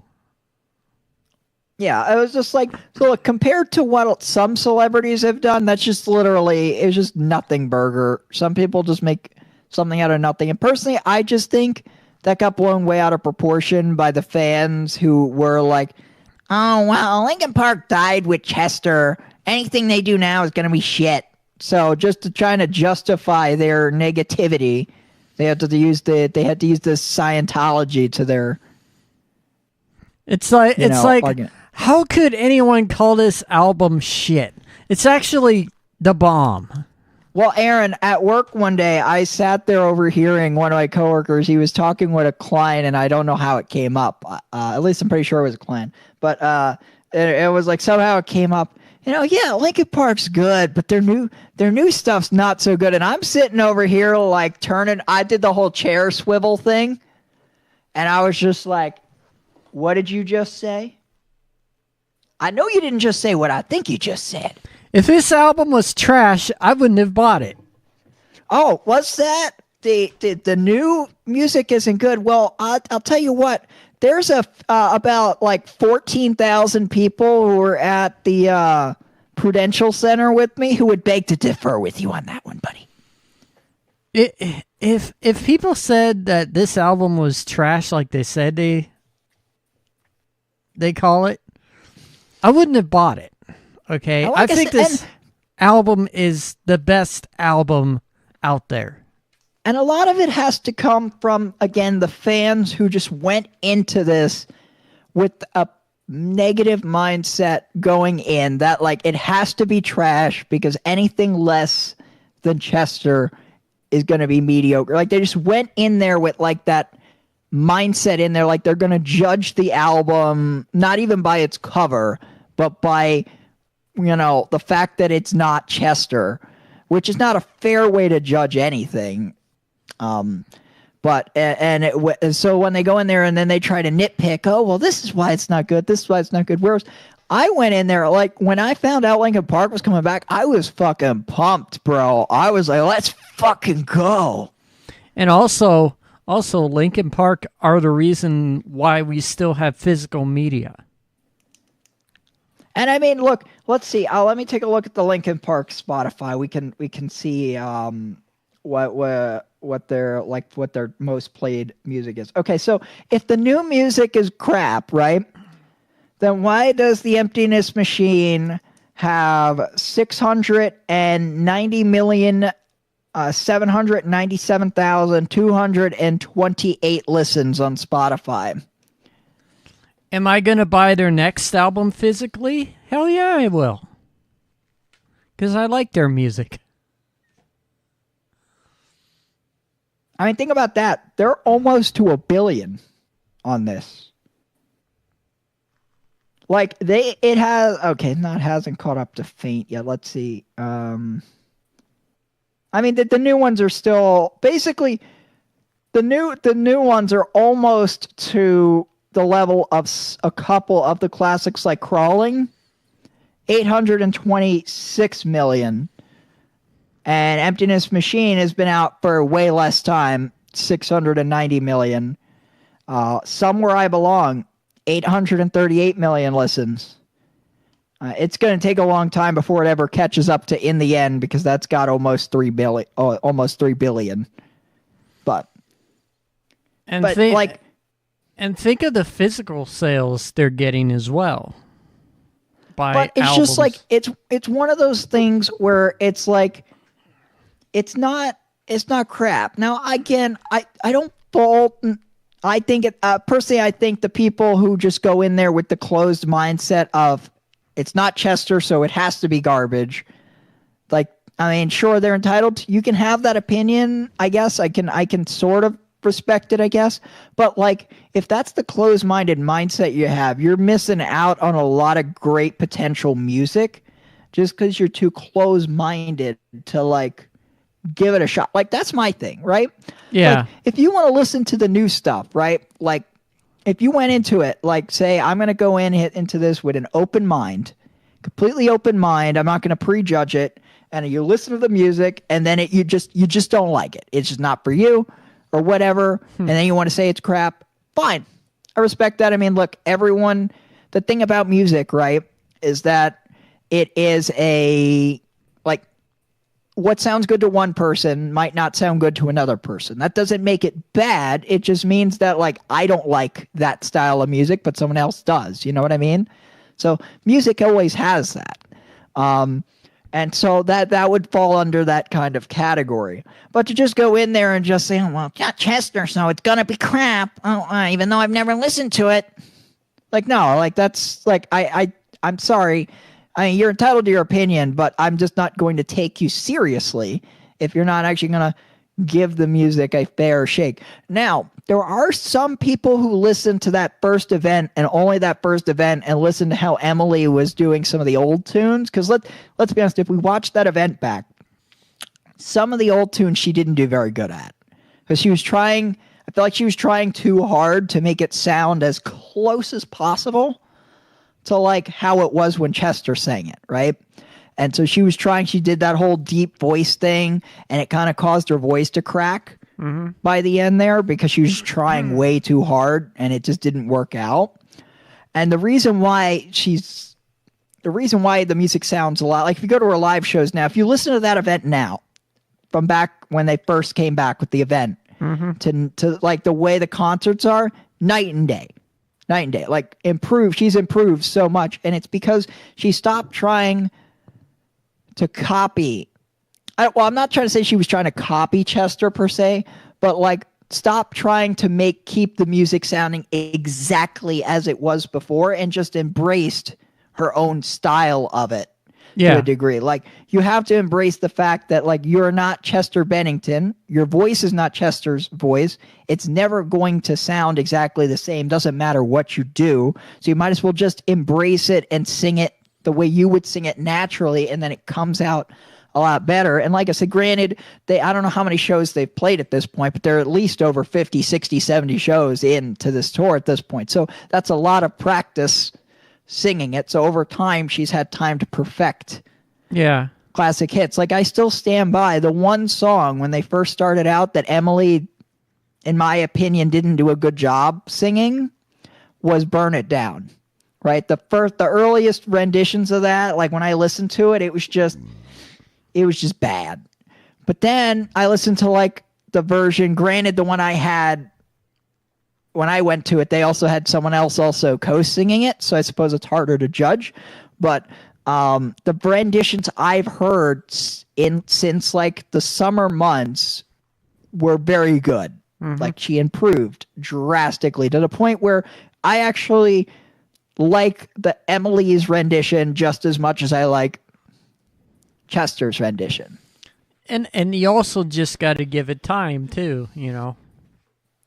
Yeah, that's like I said, like, I think anyone who came in there and was expecting like perfection right out of the gate on that first event had their expectations too high. Like me, I recognize, yes, was it perfect? No. But I also recognized this is the first time they played live in 7 years. 7 years.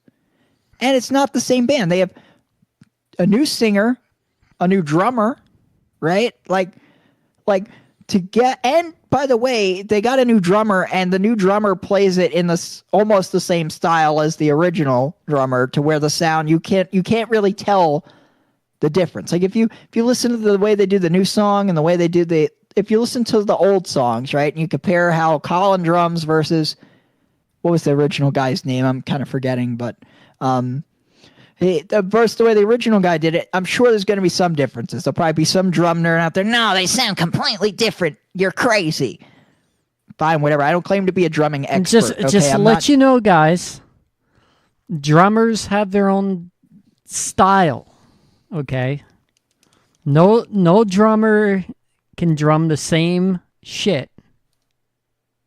Okay, I'm a drummer. And I'm not saying that they are the same, but I'm saying if you listen to it, it's close enough to where it doesn't change like how the music sounds all that much. Is what I'm getting at. I'm an ex-drummer myself, and I know a thing or two about a thing or two. I've been trying to get Aaron to drum the Emptiness Machine since the song came out, okay? Well, I'd have to get myself a digital drum set. It's the only way I'll be able to play. But more what I was getting at, the point is I think a lot of people kind of judged Linkin Park based on that first performance, which, by the way, considering the fact that this was the first performance in 7 years with a new singer and a new drummer, and, you know, like I said, it's been 7 years. I think they did pretty well for it being a first public performance in 7 years. Granted, of course, like I said, they've probably been rehearsing for like a year at that point. So it's not like they just started doing it. That wasn't the first performance. They've done it. They've practiced. But like, you don't come back from 7 years, no matter how much you practice in a studio behind closed doors. You don't come back from that long of a hiatus and just nail it like perfectly right off the bat the first time. You're going to have a little bit of rust. Yeah. And you got to imagine being Emily. Now, she's a rock star. She's not new to, you know, like the spotlight or playing to crowds. But like, think about this. Emily's big thing before this was Dead Sarah.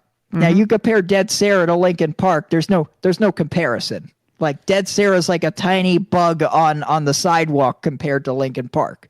So can you imagine? And I don't pretend to speak for Emily, or obviously I don't know exactly how she was feeling, but can you just imagine you're like walking on to the stage for a band that hasn't played live in 7 years, whose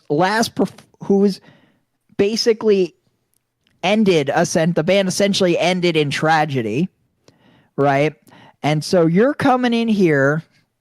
No one even knows, by the way, who you are because there's no announcement made. So you're walking in here with millions of people watching the live stream, and no one knows who you are.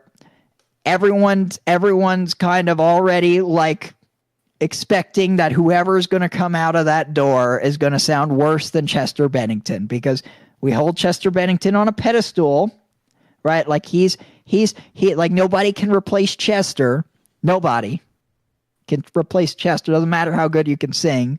So you're walking out there, new band, a band the size of Linkin Park, first time in 7 years.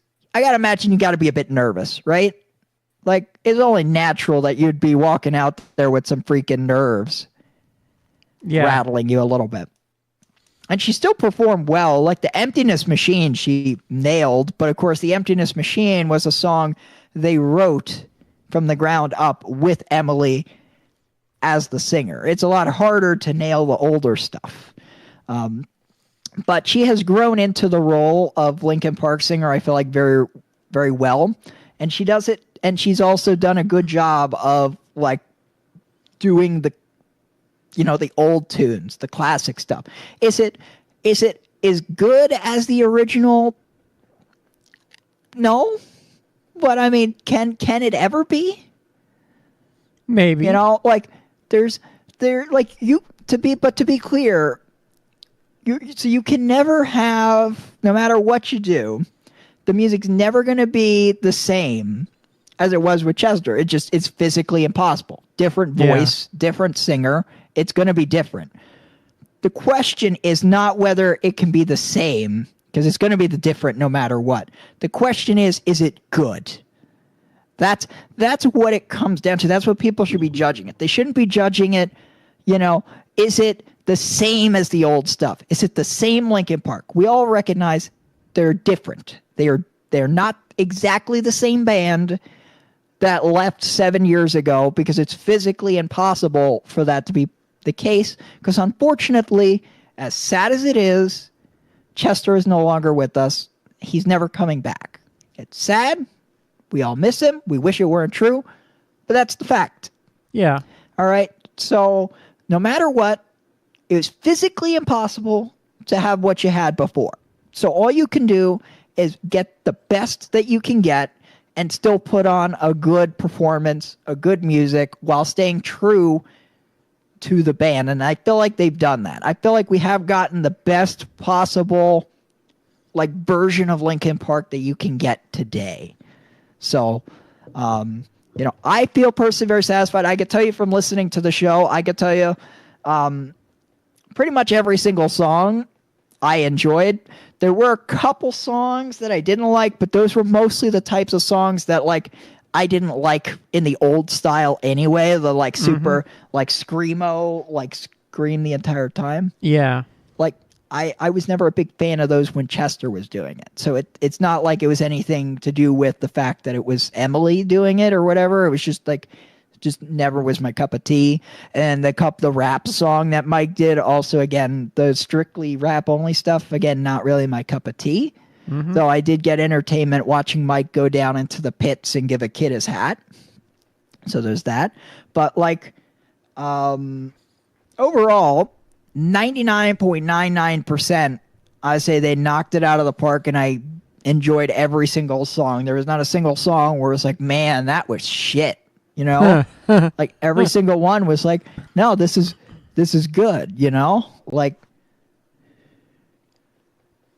and I was rocking out. I was rocking out. Like when they started playing Faint, and I was like, yeah, because they didn't play Faint all that often on this tour. It's not like a common everyday one. So I was a nice treat to hear them play it. Sorry, no. I wasn't thinking about Faint. I was thinking about what was it? New Divide. Sorry, New Divide. It was one of the Star Wars one. Not Star Wars. Fucking goddamn Transformers. Well, you got Star Wars on the brain now? It's 12:30. I'm getting tired. Okay. And we totally missed Josh's test stream tonight. Look, he knew there was nobody gonna be there. He knew it, so it's fine. He could have gone as late as he wanted to, and nobody would be there. New Divide. It was a nice treat to have New Divide on there. I mean, Josh could have came on the Discord and hung out with us. But you know, Josh isn't much of a talker. He doesn't like these Discord shows anyway. Well, he's not a big talker. Talking's not his forte. He's not as big of a talker as you and I are. I mean, I could talk all day. But you're not going to because it's getting late. Yeah, and my believe it or not, my voice box is getting a little sore. And your ADHD is winding down. Oh, well, that was gone a while ago. Tell you what, though, you really added some fuel to me when you kicked me out earlier. I was fired up. I was ready to go. I was ready to do battle. Yeah, we pretty much did battle behind the scenes. No, I wanted to jump on there and like turn this into a freaking like Jerry Springer episode. No, I was like, no, calm down before you come back in. Oh, calm down when I'm fucking dead. Eventually you did calm down. Seriously, though, if you ever kick me out again, Aaron, so help me fucking God, you will never hear the end of it. You'll put me in the doghouse. Like I said, Aaron, just remember, I don't have to go to work a single day this week, so I have nothing but time to bug the shit out of me.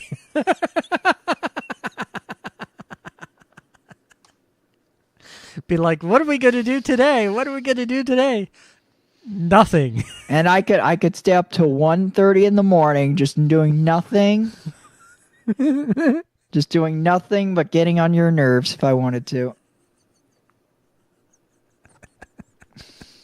Getting on my nerves. I could sleep in till like 10:30 in the morning. I don't give a shit. Getting on my nerves in a good way, though. No. Are you going to make my life a hell this week? If you ever kick me out again, you will wish that Discord had never been born. Or this show has never been born.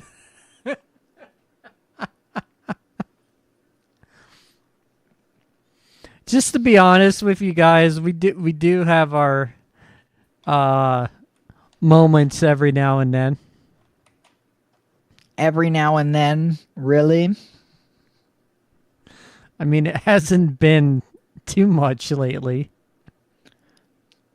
I'm just going on the record. The first 5 gray hairs I get, hopefully won't be anytime soon, but the first 5 gray hairs I get are all going to be named Aaron number 1, Aaron number 2, Aaron number 3, Aaron number 4, and Aaron number 5. They're just all going to be named Aaron because that's who's going to be responsible for them. You gotta admit we do fight sometimes, and sometimes it's not intentionally, but it's always over the world's dumbest bullshit. Hey, that's what happens sometimes. I swear, me and Aaron could probably spend 3 hours having an argument over the color of the sky. I say it's blue, he says it's purple, and then that'll just be enough. But you know, that's what makes things work.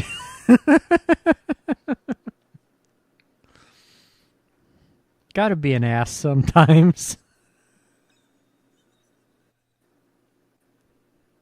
What have you done to me, you fucking bitch? In this case, a drama queen. Yeah, which is why I don't know why you got so mad when I compared you to Boy George. Come on. Boy George is worse than me. Let's see. Boy George storms off in the middle of shows if he gets pissed off. You storm off in the middle of shows if you get pissed off. You see the comparison? Only I come right back. You'll come back after 15 minutes.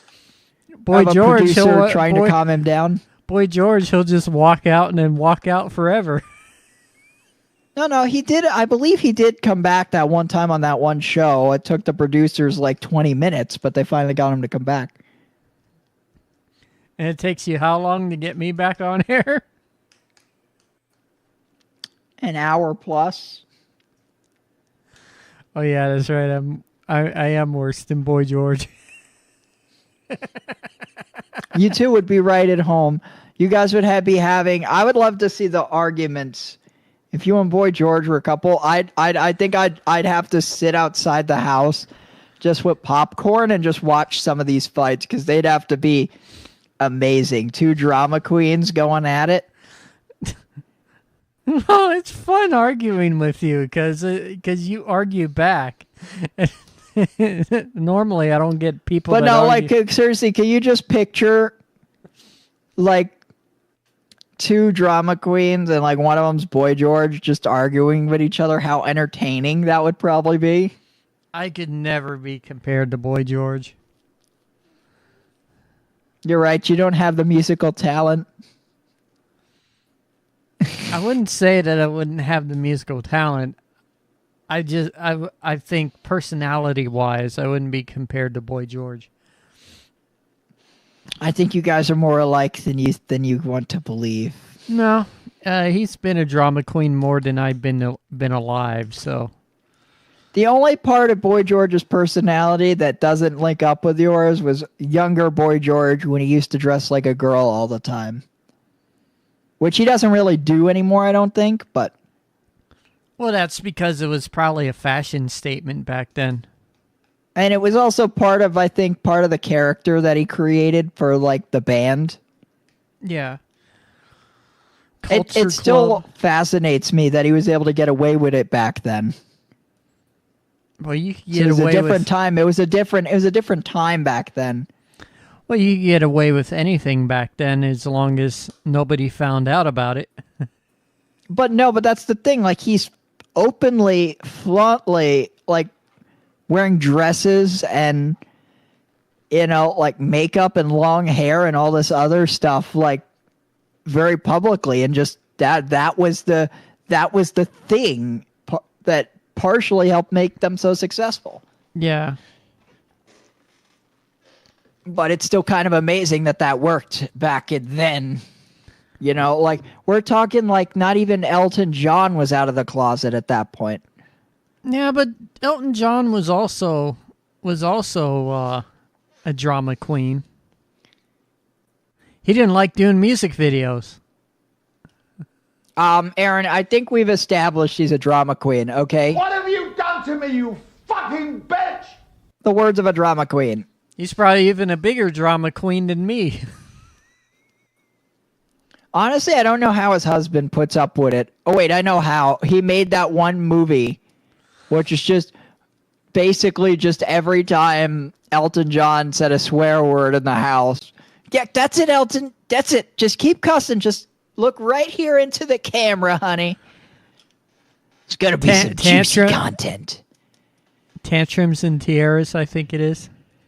Yeah, it is going to be some juicy content. He's just like, I'm just going to like get like 5 years of recordings of Elton getting angry, which is a lot of recordings. I'm just going to edit it all together. Well, the thing is, that whole entire documentary was made during the Made in England album. So that was just one album. And how long was this documentary? Gosh, a half hour? Oh, well, that's not that long. I was thinking this was like a full, like 2-hour feature length, like documentary of just Elton John, like cussing and getting angry. You also don't want to disrupt him while he's playing tennis, because then he gets pissed. His passion is tennis.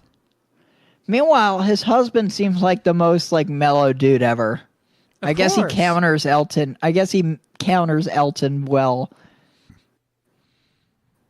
I just picture, I think his husband's name is David, right? David Furnish, yeah. Yeah, I just picture David every time Elton gets angry, he's just sitting there. Yep, you let me know when you're done. There's Starlene again. Came back for more, Darlene? Oh, I'm back to give you crap. Oh, fuck. Oh, that's good, because you can give Aaron crap, because I'm going to go to bed. Oh, I'll give him crap. I'll be ending this stream. You're not going to bed. Oh, yes, I am. Yes, I am. No, you're not, Aaron. It's only like, what, 10 o'clock over there? 9:36. Even you're not going to bed for like another 4 hours. Who are you thinking? No, I got stuff to do after I get off of here. Yeah, he does. Oh yeah, he's got so much stuff to do. He's got a whole calendar booked. You know what he has to do? He has to watch Netflix and YouTube. He's probably got to burn some CDs or rip some CDs or whatever. He's doing that Saturday when you're casting. So you do not know that. Oh, you just said it, buddy. Of course Brandon's gonna know. Yeah, I already know Aaron doesn't listen to my streams half the time. He's too busy ripping music. I mean, he can't do it Sunday or Tuesday or Thursday. I do it just to irritate Brandon, basically. That's a smart idea. I never thought about doing that. Well, I'll make sure that I am very distracted during one of your shows. I triple dare you to do that on Friday. Since Dylan likes to get me in trouble. It's Darlene. Get it right. Oh, that's right. Since Darlene likes to get me in trouble. It's 2025, Aaron. You got to respect people's names and pronouns, you know? Since Darlene likes to get me in trouble all the time. You can punish me on BGRN. No, I'll just save the punishments for this show. How do you like that? Smart idea. You know, Dylan, you know what I have to say to that? No. What have you done to me, you fucking bitch? That never gets old. Or nice. They should have put that on an Elton. They should have put that on an Elton John greatest hits album. What have you done to me, you fucking bitch? Yep, track number 13. Fucking bitch. And then it's just like 5 seconds long, and everyone's like, "What?" What's the Yeah, song? Like yeah, 5 second yeah, song, and and then they just play it, and it's like, what have you done to me, you fucking bitch? Yeah, Now and then back to the show. Punao can do the remix to it. What have you done to me, you fucking bitch? And they could just they could just put like a beat behind it, and it just be like a constant like repeat of the thing on a loop for like 3 minutes. What have you done to me, you fucking bitch? What have you done to me, you fucking bitch? No, it'd be like What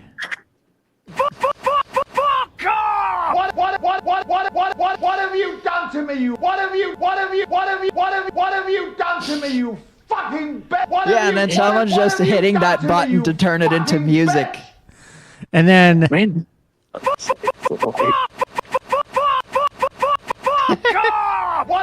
have you What's up done with to me, bugs you tonight? fucking bitch? What have you done In to me, Florida. you fucking bitch? They sure like light. I could do my own remix. That's true. It's called the fuck off. What have you done to me, you fucking bitch? Oh, that's more. Fuck off, fucking bitch. Yep, but anyway, like I said, it's getting late, so I'm gonna go to bed. Good Yeah. night. Oh, I thought I'd pop back in and say hi and good night as well. Just remember. And you guys are all the weakest link. and No, I'll no, see no. You tomorrow. are the weakest link. Goodbye. Now, Aaron, you're the weakest link. Goodbye. Goodbye. Oh, what an interesting episode. I had to split it up into 2 parts. Oh my gosh. You guys think I probably would have quit doing the show, but no.